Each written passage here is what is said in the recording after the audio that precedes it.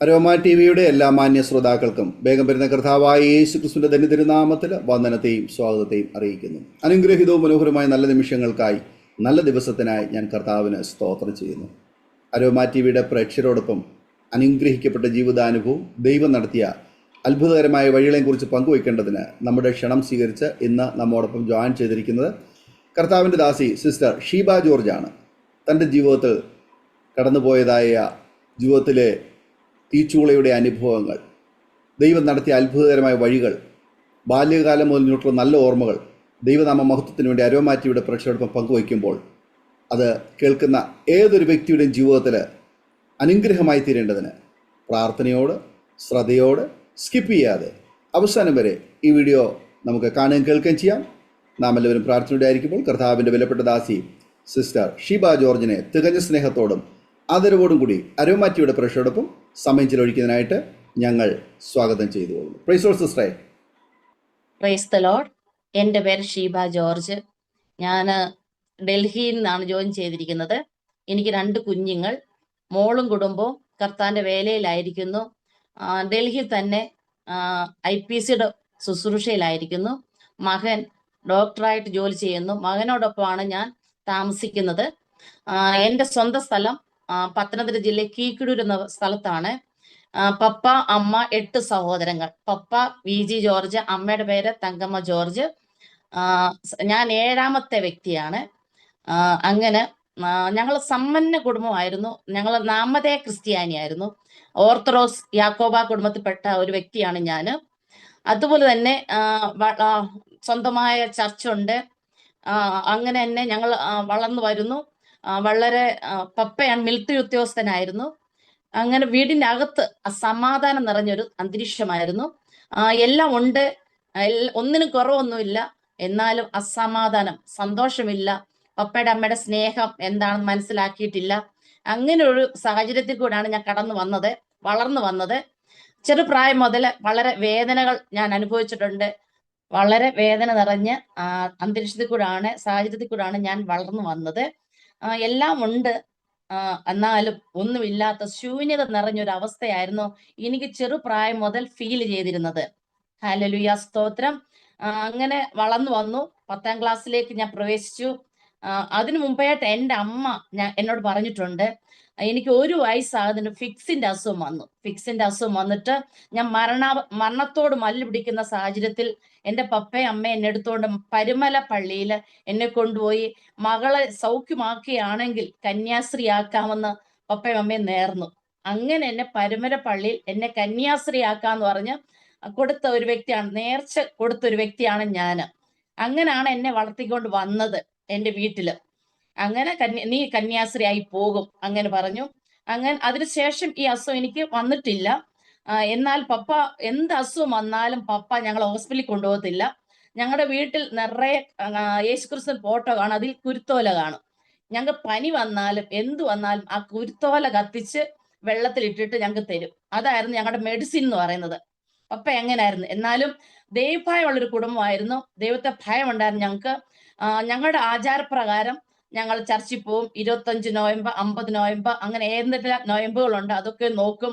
അടുക്കും ചിട്ട ഉണ്ടായിരുന്നു. പ്രാർത്ഥനാ ജീവിതം ഉണ്ടായിരുന്നു. രാവിലെ 4 മണിക്ക് 4 തൊട്ട് 5 വരെ പ്രാർത്ഥിക്കുക, രാത്രിയിൽ 6 തൊട്ട് 7 വരെ പ്രാർത്ഥിക്കുക. അതെല്ലാം അടുക്കും ചിട്ടയോട് നടക്കുന്ന ഒരു ഭവനമായിരുന്നു.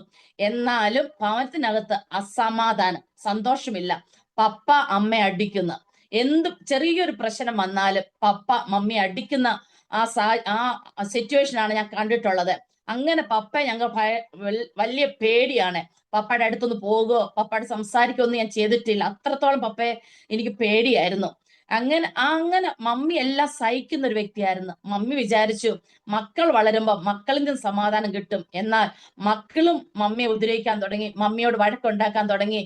മമ്മിക്ക് ഒരു രീതിയിലും സന്തോഷമോ സമാധാനം കിട്ടാത്ത ഒരു മമ്മിയായിരുന്നു എൻ്റെ മമ്മി എന്ന് പറയുന്നത്. മമ്മിയുടെ അവസ്ഥ കാണുമ്പോൾ എനിക്ക് വളരെ വേദന തോന്നിയിട്ടുണ്ട്. അങ്ങനെ എൻ്റെ ജീവിതത്തിൽ എന്ത് വേദന വന്നാലും ഞാൻ എൻ്റെ മമ്മിയോട് പറയത്തില്ല. മമ്മി ഒത്തിരി വേദന സഹിക്കുന്ന ഒരു മമ്മിയാണല്ലോ, അതുകൊണ്ട് എൻ്റെ വേദന കൊണ്ട് ഞാൻ എങ്ങനെ പറയുമെന്ന് ഓർത്തിട്ട് ഞാനൊന്നും പറയത്തില്ലായിരുന്നു. അങ്ങനെ 10ാം ക്ലാസ്സിലേക്ക് ഞാൻ പ്രവേശിച്ചു. 10ാം ക്ലാസ്സിൽ വന്നു.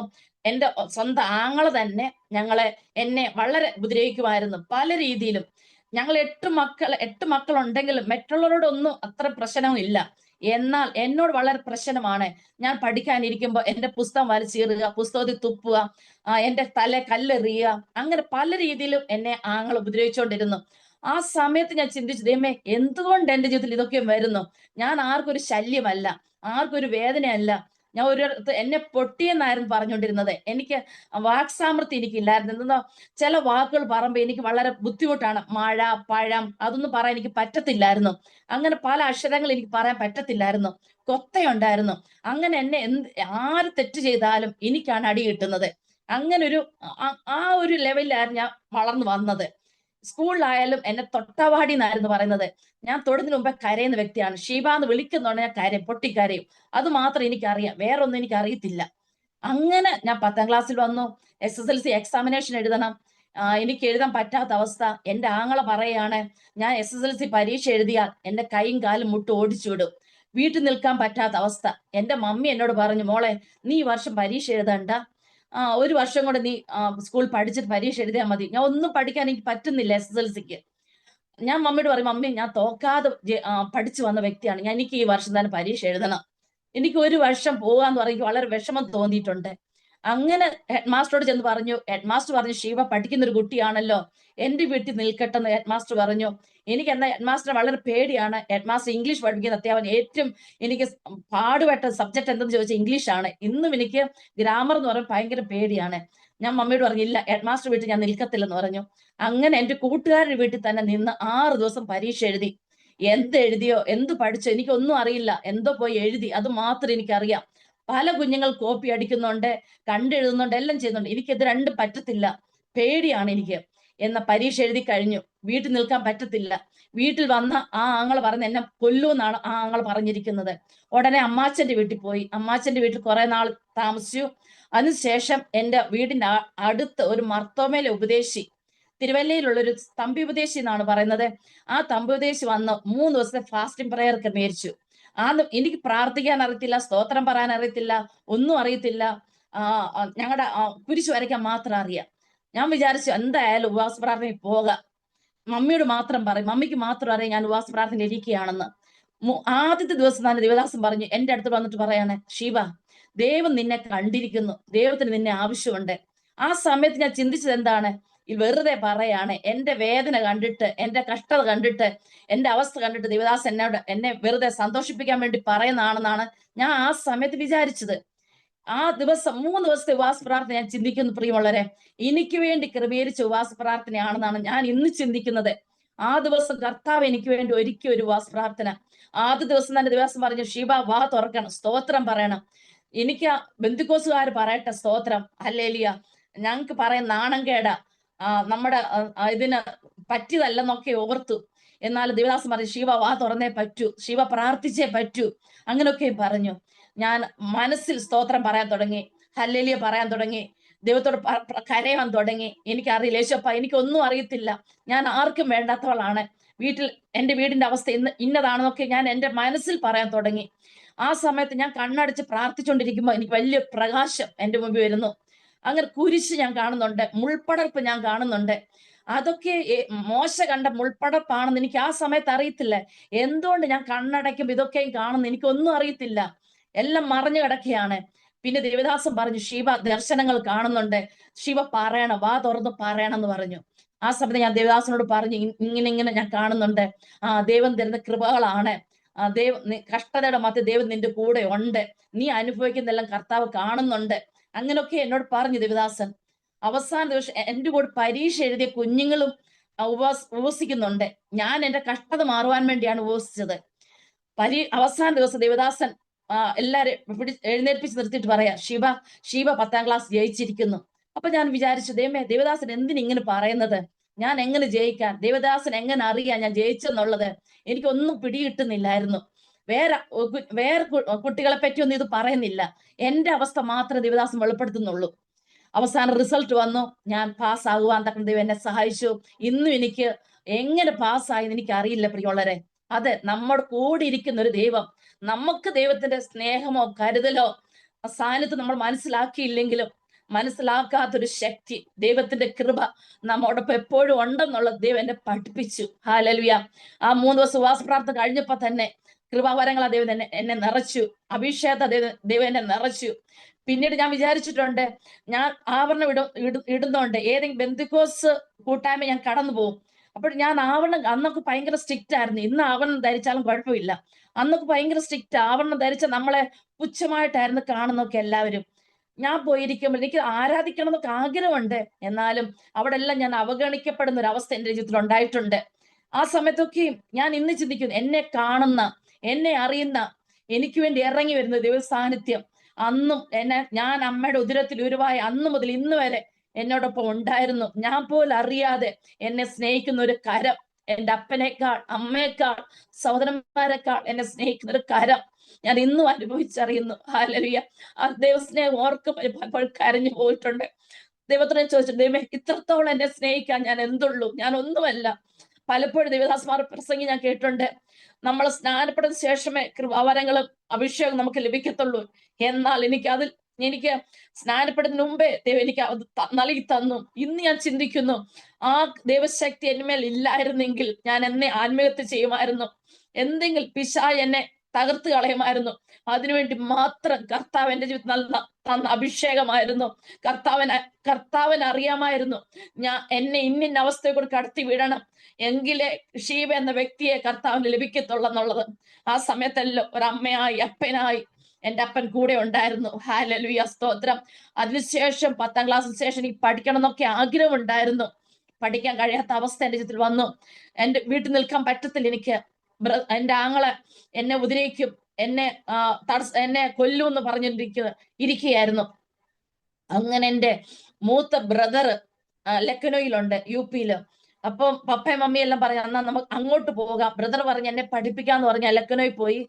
ഞാൻ ലക്നോയിൽ പോയി ബ്രദറിന്റെ അടുത്ത് പോയി കുഞ്ഞുങ്ങളെ ഞാൻ വളർത്തി. എന്നെ പഠിപ്പിച്ചൊന്നുമില്ല. അപ്പോഴെനിക്ക് പഠിക്കണം എന്നുള്ള ഭയങ്കര ആഗ്രഹമാണ്. എത്രത്തോളം പഠിക്കണം ചിന്ത ഇന്നും എന്റെ ജീവിതത്തിലുണ്ട്. എനിക്ക് പഠിക്കണം.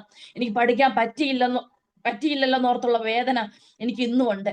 എന്നാൽ അതിനുശേഷം എനിക്ക് പഠിക്കാൻ ആഗ്രഹം ഉണ്ടായിരുന്നു. കർണാടകയിൽ എൻ്റെ ഒരു ബ്രദർ ഉണ്ട്. ആ ബ്രദർ അവിടെ ഇന്ത്യൻ തിയോളജിക്കൽ സെമിനാരി എന്ന സ്ഥാപനത്തിൽ പഠിക്കുകയാണ്. സെമിനാരിലും പഠിക്കുന്നുണ്ട്, അല്ലാതെ BA-ക്കും പഠിക്കുന്നുണ്ട് ബ്രദർ. അപ്പൊ എന്നോട് പറഞ്ഞു, നീ ഇങ്ങോട്ട് വന്നാൽ നിനക്ക് ബൈബിൾ കോളേജിലും പഠിക്കാം, അല്ലാതെയും പഠിക്കാം, PUC പഠിക്കാന്ന് പറഞ്ഞു. അങ്ങനെ ഞാൻ കർണാടകയിൽ കടന്നു വന്നു. ഞാൻ PUC ജോയിൻ ചെയ്തു. ബൈബിൾ കോളേജിലും പഠിക്കാൻ തുടങ്ങി. ഇംഗ്ലീഷിലാണ് ബൈബിൾ കോളേജ് നടത്തപ്പെടുന്നത്. അങ്ങനെ ഞാൻ 2ാം വർഷം PUC എക്സാം എനിക്ക് എഴുതണം. എക്സാം സമയത്ത് എനിക്ക് വൈകിട്ട് കിടന്നുറങ്ങാൻ പറ്റത്തില്ല. ചുമ, പനി. എനിക്ക് രാത്രികാലം എഴുന്നേറ്റിരിക്കുകയാണ്, ചുമച്ച് ഞാൻ എഴുന്നേറ്റിരിക്കുകയാണ്. പല മരുന്നുകൾ ചെയ്തു, പലതും ഞാൻ ചെയ്ത് നോക്കിയിട്ടൊന്നും എനിക്ക് ആ ചുമ മാറുന്നില്ല, പനി മാറുന്നില്ല. ഹോസ്റ്റലിലാണ്, പല കുഞ്ഞുങ്ങൾ എന്നോടൊപ്പം ഉണ്ട്, എന്റെ റൂമിലുണ്ട്. അവർക്ക് ഉറങ്ങാൻ പറ്റുന്നില്ല ഞാൻ നിമിത്തം. അങ്ങനെ അവസാനം എന്നെ ഹോസ്പിറ്റലിൽ കൊണ്ടുപോയി എക്സ്റേ എടുത്ത് സാറുമാരും എന്റെ ആങ്ങളെല്ലാം കരയുന്ന ഞാൻ കാണുന്നുണ്ട്. എന്താണ് എന്റെ അസുഖം എന്ന് എനിക്കറിയില്ല. പിന്നെ റാന്നിയിൽ കൊണ്ടുവന്നു, എന്റെ വീട്ടിൽ കൊണ്ടുവന്നു. മമ്മിയോട് എന്തോ പറയുന്ന ആങ്ങള, മമ്മി കരയുന്നു.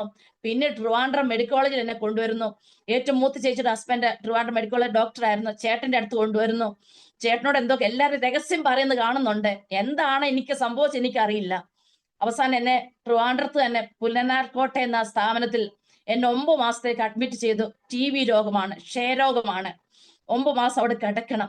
ആ സമയത്ത് വിചാരിച്ചതേമേ, എന്തുകൊണ്ട് എന്റെ ജീവിതത്തിൽ ഈ പ്രശ്നങ്ങളും പ്രതികൂലങ്ങളും കഷ്ടങ്ങളും ഒക്കെ വരുന്നു? ഒന്ന് മാറി എന്തുകൊണ്ട് എന്റെ ജീവിതത്തിൽ ഇതൊക്കെ സംഭവിക്കുന്നു? എനിക്ക് മനസ്സിലാകുന്നില്ല എന്തുകൊണ്ടാണ് ഇത് സംഭവിക്കുന്നത് എന്നുള്ളത്. അങ്ങനെ കിടക്കുന്നു. ആ സമയത്ത് പല കുഞ്ഞുങ്ങൾ, എന്റെ പ്രായമുള്ളവർ, എന്നേക്കാൾ പ്രായം കുറഞ്ഞവർ, എന്നെ പ്രായമുള്ളവരൊക്കെ മരിച്ചു പോകുന്നു.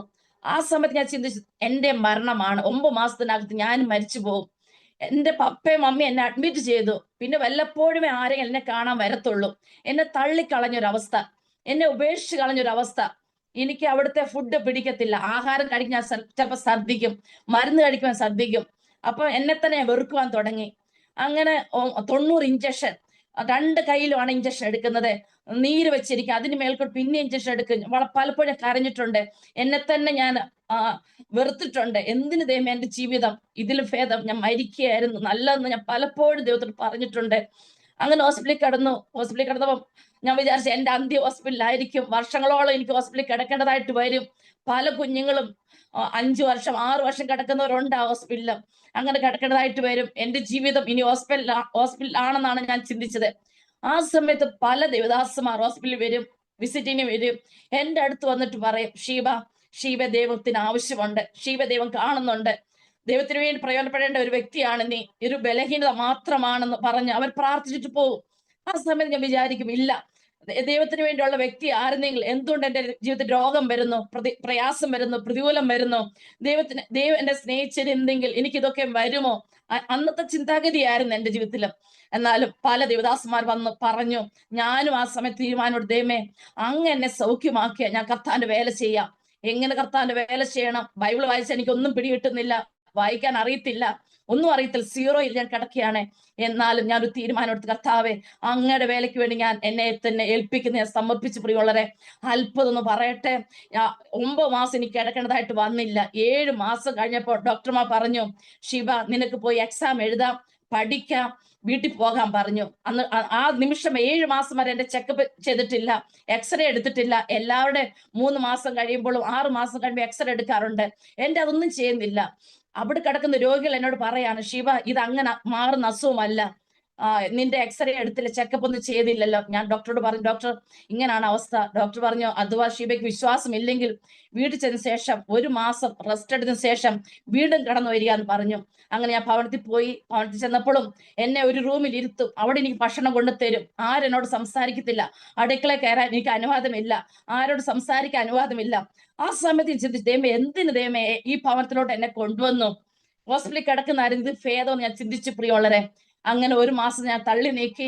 എക്സ്റേ എടുത്തു. ഡോക്ടേഴ്സിനെ കാണിച്ചപ്പോൾ ഡോക്ടർ പറയാണ്, അസുഖം വന്നിട്ട് ഒരു ലക്ഷണമില്ല, ആ ലങ്സ് നോർമൽ ആയിരിക്കുന്നു, ഇനി ഷീബയ്ക്ക് എന്ത് ജോലിയും ചെയ്യാം, എന്തും ചെയ്യാം, ആരോടും പറയണ്ട ഇന്ന അസുഖം വന്നതാണെന്ന്.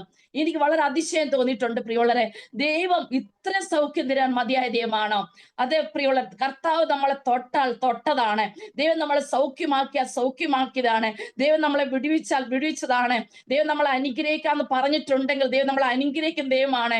ഹല്ലേലൂയ, സ്തോത്രം. അത് ദൈവം എന്നെ മനസ്സിലാക്കി തന്നു. പ്രിയമുള്ളവരെ, അതിനുശേഷം ഞാൻ കർത്താവിന്റെ തീരുമാനമെടുത്തു, ദൈവമേ, ആരെല്ലാം എന്നെ വെറുത്താലും എനിക്ക് എന്റെ യേശുപ്പൻ മതി, ഞാൻ യേശുപ്പന് വേണ്ടി നിൽക്കും, യേശുപ്പന്റെ വേല ചെയ്യും ഞാൻ തീരുമാനം എടുക്കാൻ തുടങ്ങി. അതിനുശേഷം ലവ് ആർമി ക്രൂസൈഡ് എന്ന് പറയുന്ന ഒരു പ്രസ്താവന ഉണ്ടായി ട്രിവാൻഡ്രത്തെ. അതിലെ ദേവദാസുമാരും കടന്നൊന്ന് പ്രാർത്ഥിച്ചു. അനേകർ പ്രാർത്ഥിച്ചു. പ്രാർത്ഥനയുടെ ഫലമായിട്ടാണ് എന്നെ ദൈവം സൗഖ്യമാക്കിയത്. അവരുടെ 10 ദിവസത്തെ ക്യാമ്പ് ഉണ്ട്. ഞാൻ പോയി സംബന്ധിച്ചു. ക്യാമ്പിൽ പോയി 10 ദിവസം ദൈവാത്മാ എന്നോട് സംസാരിച്ചു. എന്റെ വിളിയും തെരഞ്ഞെടുപ്പ് എന്താണെന്ന് എനിക്ക് ഉറപ്പാക്കുവാൻ ദൈവം സഹായിച്ചു. അന്യഭാഷയാൽ ദൈവം എന്നെ നിറച്ചു. ദൈവം എന്നെ സ്നേഹിക്കുന്നെന്ന് ഒരു പ്രാവശ്യം കൂടി എനിക്ക് മനസ്സിലാക്കാൻ സാധിച്ചു. അതിനുശേഷം കർത്താവിന്റെ വേലയ്ക്ക് വേണ്ടി ഞാൻ മമ്മിയോടും പപ്പയോടും പറഞ്ഞു, എനിക്ക് കർത്താവിന്റെ വേല ചെയ്യണം. ഞാൻ വചനം വായിക്കുവാൻ തുടങ്ങി, പഠിക്കുവാൻ തുടങ്ങി. എവിടെയെല്ലാം ആരാധനയുണ്ട്, ആരാധനയ്ക്ക് പോകാൻ തുടങ്ങി ഞാൻ. ഹല്ലേലൂയ. അങ്ങനെ ഇരിക്കുമ്പോ പിന്നീട് ഞാൻ ലക്നോയിലായിരുന്നു. ഞാൻ ടൈപ്പിസ്റ്റായിട്ട് ഞാൻ ജോലി ചെയ്യാൻ ലക്നോയിലും. അങ്ങനെ ഇരിക്കും എന്റെ മമ്മിയുടെ മരണം. മമ്മി എന്ന് പറഞ്ഞാൽ എനിക്ക് വലിയ ഇഷ്ടമായിരുന്നു. മമ്മിയുടെ സ്നേഹം മാത്രമേ ഇച്ചരെങ്കിലും എനിക്ക് ലഭിച്ചിട്ടുള്ളൂ. ഞാൻ പലപ്പോഴും വിചാരിച്ചു, ദൈവമേ, ഞാൻ കല്യാണം കഴിഞ്ഞാൽ എന്റെ ഹസ്ബൻഡിനോട് ആദ്യം ചോദിക്കുക, എന്റെ മമ്മിയെ നോക്കാൻ താല്പര്യം ഉണ്ടെങ്കിൽ മാത്രം എന്നെ കല്യാണം കഴിച്ചാൽ മതി. അങ്ങനെയൊക്കെ ചിന്തിച്ചിട്ടുണ്ട്. എന്റെ മമ്മി എനിക്ക് സന്തോഷിപ്പിക്കണം, അങ്ങനെ ചിന്തിച്ചൊരു വ്യക്തിയാണ്. എന്നാലും ഞാൻ ലക്നോയിലായിരിക്കും മമ്മി മരണപ്പെട്ടു പോയി. ഞാൻ മമ്മി മരിക്കുന്നതിന് മുമ്പേക്ക് ഞാൻ ദൈവത്തോട് പ്രാർത്ഥിച്ചിട്ടുണ്ട്, ദൈവമേ, മമ്മി മരിക്കുന്നതിന്റെ അന്ന് ഞാനും കയറ്റി ചാടി ഞാൻ മരിക്കും, പിന്നെ എനിക്ക് ഒരു ജീവിതം വേണ്ട, മമ്മി ഇല്ലാത്ത ജീവിതം എനിക്ക് വേണ്ട. അങ്ങനെയൊക്കെ ചിന്തിച്ചൊരു വ്യക്തിയായിരുന്നു. എന്നാലും അവിടെ നല്ല ദൈവം എനിക്ക് ഉദ്ധാരണം നൽകി. അതിനെല്ലാം ദൈവം എന്നെ വിടുവിച്ചു. അതിനുള്ള സാഹചര്യങ്ങളൊക്കെ ദൈവം എനിക്ക് അനുകൂലമാക്കി തന്നു. മമ്മിയുടെ ഡെഡ് ബോഡി മാത്രമാണ് എനിക്ക് കാണാൻ സാധിച്ചത്. എന്നാൽ അവിടെ എല്ലാം ദൈവം എന്നെ ബലപ്പെടുത്തി. ഓ ഹല്ലേലൂയ, സ്തോത്രം. ദൈവത്തിന്റെ സാന്നിധ്യം ആ സമയത്തൊക്കെ എനിക്ക് മനസ്സിലാക്കുവാൻ ദൈവം എന്നെ സഹായിച്ചു. അതിനുശേഷം ഞാൻ ലക്നോയിൽ പോയി. പിന്നെ ബ്രദറിന്റെ കൂടെ ലക്നോയിൽ പോയി. അങ്ങനെ ബ്രദർ എനിക്ക് വേണ്ടി കല്യാണം ആലോചിക്കുന്നുണ്ട്. സമ്പന്ന കുടുംബത്തിലുള്ളവരെ ആലോചിക്കുകയാണ്. അപ്പോഴും ഞാൻ എന്റെ ആങ്ങളോട് പറഞ്ഞു, എനിക്ക് ദൈവത്തെ അറിയുന്ന ഒരു വ്യക്തിയെ മതി, ഒരു പാവപ്പെട്ട ഒരു വ്യക്തിയെ മതി, പണം ഇല്ലെങ്കിൽ കുഴപ്പമില്ല, ഞാൻ പട്ടിണി കിടക്കാൻ തയ്യാറാണ്, എന്നെ സ്നേഹിക്കുന്ന, എന്നെ കരുതുന്ന, എന്നെ മനസ്സിലാക്കുന്ന ഒരു വ്യക്തി ആവശ്യമാണ്. ജാതിയോ മതമോ ഒന്നും ഞാൻ നോക്കിയില്ല. പ്രിയമുള്ളവരെ, എനിക്ക് കർത്താവിനെ ഉയർത്തണം. അതിനുള്ള സാഹചര്യങ്ങൾ എനിക്ക് വേണ്ടി എന്നെ കല്യാണം കഴിക്കുന്ന വ്യക്തി ഒരുക്കി തരണം. അത് മാത്രം ഞാൻ ആഗ്രഹിച്ചുള്ളൂ. അങ്ങനെ ഞാൻ പറഞ്ഞില്ലേ, ലവ് ആർമി ക്രൂസൈഡ് എന്ന് പറയുന്ന പ്രസ്ഥാനത്തില് ഞാൻ ഹോസ്പിറ്റലിൽ കിടന്നപ്പോ ഒരു ഭാര്യയും ഭർത്താവും കൂടി എനിക്ക് വേണ്ടി പ്രാർത്ഥിക്കാൻ വരുമായിരുന്നു. ആ ചേച്ചിയുടെ പേര് മേരിക്കുട്ടി ചേച്ചി എന്നാണ്. മേരിക്കുട്ടി ചേച്ചി എന്റെ അടുത്ത് വരുമ്പോ ബൈബിളും ട്രാക്റ്റ് എല്ലാം എന്റെ തരും. ശിവ വാ വാർഡ് സന്ദർശിക്കാന്ന് പറഞ്ഞ ട്രാക്റ്റ് രോഗികൾക്ക് കൊടുക്കാൻ വേണ്ടിയൊക്കെ ആ ചേച്ചി എന്നെ വളരെ ഉത്സാഹിപ്പിക്കുമായിരുന്നു. ഞാൻ ലക്കനെ ജോലി ചെയ്തുകൊണ്ടിരിക്കുമ്പോ എന്റെ ചേച്ചി പറഞ്ഞു, നീ മേരിക്കുട്ടി ചേച്ചി എന്ന് പറയത്തില്ലേ, ആ ചേച്ചി മരിച്ചുപോയി, ചേച്ചിക്ക് 1.5 വയസ്സുള്ളൊരു കുഞ്ഞുണ്ട് എന്നോട് പറഞ്ഞു. ആ ക്യാമ്പിൽ പങ്കെടുത്തപ്പോ ആ ചേച്ചി എൻ്റെ കൂടെ കിടക്കും, എന്നോട് ചേച്ചിയുടെ അനുഭവങ്ങളെല്ലാം പറയും. ചേച്ചി എന്നെ ഒത്തിരി സ്നേഹിക്കുന്നതായിട്ട് എനിക്ക് തോന്നി. ചേച്ചി എന്നെ ഒത്തിരി ഞാൻ ആഹാരം കഴിക്കുമ്പോൾ അവിടെ വന്നിരിക്കുക, അങ്ങനെ ഒത്തിരി. അപ്പം എന്റെ വീട്ടിൽ നിന്ന് കിട്ടാത്തൊരു സ്നേഹം എനിക്ക് ഈ ചേച്ചി എനിക്ക് ലഭിച്ചു. അപ്പൊ ആ ചേച്ചി മരിച്ചുപോയി. ചേച്ചിയുടെ കുഞ്ഞിന് 1.5 വയസ്സുണ്ട്. ഞാൻ അപ്പൊ ടൈപ്പ് ചെയ്തുകൊണ്ടിരിക്കുകയാണ് ആ കത്ത് ഞാൻ വായിക്കുമ്പോ. അപ്പൊ ഞാൻ വിചാരിച്ചേ, ഈ കുഞ്ഞിനെ വളർത്തിയ കർത്താൻ വേലയാണല്ലോ. ഞാൻ അങ്ങനെ ചിന്തിച്ചു. ഞാൻ ആരോടും പറയുന്നില്ല, എന്റെ പപ്പ സമ്മതിക്കത്തില്ല, എന്റെ ആൾ സമ്മതിക്കത്തില്ല, എനിക്കറിയാം. എന്നെ അവരടിക്കും, വേണം എന്നെ കൊല്ലും, എനിക്കറിയാം. എന്റെ ഉള്ളിൽ ഇങ്ങനെ പറയാണ്, ഈ കുഞ്ഞിനെ എനിക്ക് വളർത്തണം കർത്താൻ വേലയ്ക്ക് വേണ്ടി. എനിക്ക് കർത്താന്റെ വേല ചെയ്യണം വലിയ ആഗ്രഹമാണ്. കുഞ്ഞിനെ വളർത്തിയ കർത്താൻ വേലയാവുമല്ലോ. അവസാനം ആങ്ങൾ ഒത്തിരി കല്യാണ ആലോചന വരുന്നുണ്ട്. എന്നാലൊന്നും ഞാൻ പറയും, അതെല്ലാം ഞാൻ പറയും, എനിക്ക് വേണ്ട, സമ്പന്ന കുടുംബത്തിൽ വേണ്ട, പപ്പ മമ്മിയെ പോലെ ആയിത്തീരും, എന്നെ ഭർത്താവ് അടിക്കും, എനിക്ക് വേണ്ട, അങ്ങനെയുള്ള ജീവിതം വേണ്ടെന്ന് എന്റെ ആങ്ങളോട് പറയുമായിരുന്നു. അവസാനം ഞാൻ പറഞ്ഞു, എന്റെ മൂത്ത ചേച്ചിയോട് പറഞ്ഞു, ചേച്ചി മെഡിക്കൽ കോളേജിന്റെ അവിടെ താമസിക്കുന്ന ഈ മേരിക്കുട്ടി ചേച്ചിയും ഹസ്ബൻഡും, ഞാൻ കല്യാണം ജോർജ് കുട്ടി എന്ന് പറയുന്ന ആളും മെഡിക്കൽ കോളേജ് ട്രിവാൻഡ്രത്താണ് അവർ താമസിക്കുന്നത്. അവസാനം എന്റെ ചേച്ചി, ഞങ്ങൾക്ക് പരിചയമുള്ള വേറൊരു രവീന്ദ്രൻ സാർ എന്ന് പറയും, ലവ് ആർമിയിലെ ക്യാമ്പിൽ പങ്കെടുത്ത ശേഷം ആ ദേവദാസ് ഞങ്ങളുടെ വീട്ടിൽ വരായിരുന്നു. എന്റെ പപ്പയെ പോലായിരുന്നു, വളരെ സ്നേഹമായിരുന്നു. പ്രായം ചെന്നൊരു അപ്പച്ചനായിരുന്നു. ആ അപ്പച്ചനോട് പറഞ്ഞു, ഇങ്ങനെ എന്റെ കാര്യം എന്റെ ചേച്ചി പറഞ്ഞു, ഷീബയ്ക്ക് ഇങ്ങനെ ലവ് ആർമിന്ന് ആരെങ്കിലും മതി. അങ്ങനെ ശിവ പറയുന്നു, ആ ജോർജ് കുട്ടിയെ കല്യാണം കഴിച്ചാൽ നല്ലതാ, ആ കുഞ്ഞിനെ കർത്താനോട് വളർത്താന്ന് പറയുന്നു.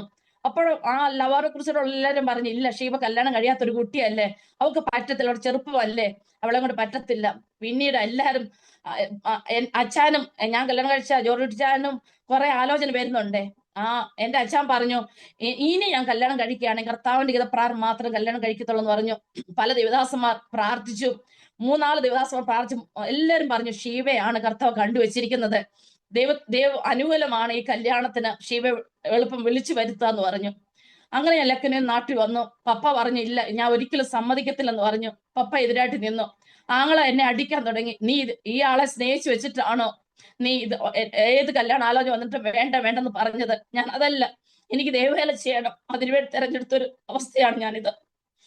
അപ്പൊ എല്ലാരും പ്രതികൂലമായിട്ട് നിന്നു. ഞാൻ ഓർത്തു, ആരെല്ലാം. അപ്പൊ എന്റെ ചേച്ചി എന്നോട് പറയുന്നുണ്ട്, നിനക്ക് ഇത് ഇഷ്ടമാണോ മോളെ, നീ ഒത്തിരി സഹിക്കേണ്ടതായിട്ട് വരും, നിന്ന് സഹിക്കണം, നീ വിചാരിക്കുന്ന അല്ല ഇതൊന്നും. അപ്പോഴും ഞാൻ എന്റെ ചേച്ചിയോട് പറഞ്ഞു, ചേച്ചി, എന്റെ പപ്പയും മമ്മി എന്റെ വീട്ടിൽ എന്തെല്ലാം ഞാൻ സഹിച്ചു, തീയുടെ അനുഭവിക്കൂടെ ഞാൻ കടന്നുപോയി, അതിലും വലുതല്ലായിരിക്കുമല്ലോ ഇത്. അങ്ങനെയാണ് ഞാൻ ചിന്തിക്കുന്നത്. ഞാൻ അങ്ങനെ അവസാനം കല്യാണമായിട്ട് നടന്നു. അച്ഛൻ ബന്ധുബോസുകാരനാണ്. ഞാൻ ആവരണം ഇട്ടോക്കാണ് കല്യാണം കഴിഞ്ഞത്. എനിക്ക് ആവരണം ഉപേക്ഷിക്കാൻ തയ്യാറായിരുന്നു.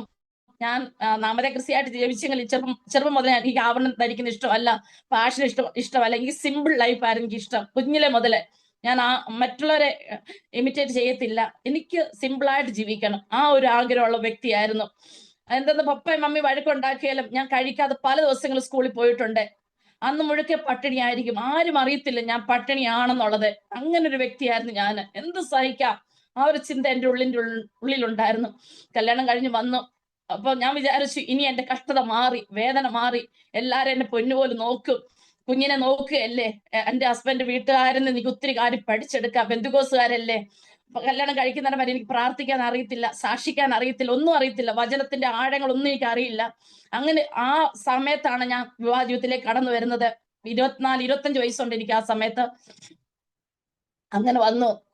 എന്നെ എല്ലാരും കാണുന്നത് എന്താണ്, എന്നെ ഒരു പ്രത്യേക ഒരു ജീവിയായിട്ടാണ് കാണുന്നത്. ഞാൻ എന്തോ തെറ്റ് ചെയ്തു, ആ രീതിയിലാണ് ഭർത്താവിന്റെ വീട്ടുകാരെന്നെ കാണുന്നത്. എന്നെ നോക്കുമ്പോൾ ആവരണം ഇട്ടിട്ടുണ്ട്, ഞാൻ അശുദ്ധി നിറഞ്ഞവൾ, ആ ഒരു ചിന്തയിലായിരുന്നു എല്ലാവരും എന്നെ കാണുന്നത്. പാസ്റ്റേഴ്സൊക്കെ ഉള്ള ഒരു കുടുംബമാണ് എന്റെ ഹസ്ബൻഡിന്റെ കുടുംബം എന്ന് പറയുന്നത്. പാവപ്പെട്ടവരാണ്, ഒത്തിരി പാവങ്ങളാണ്, സ്വന്തമായി വീടൊന്നും ഇല്ലായിരുന്നു. സ്കൂളിലെ എയ്ഡഡ് സ്കൂളിലെ സാറായിരുന്നു ആ സമയത്ത്.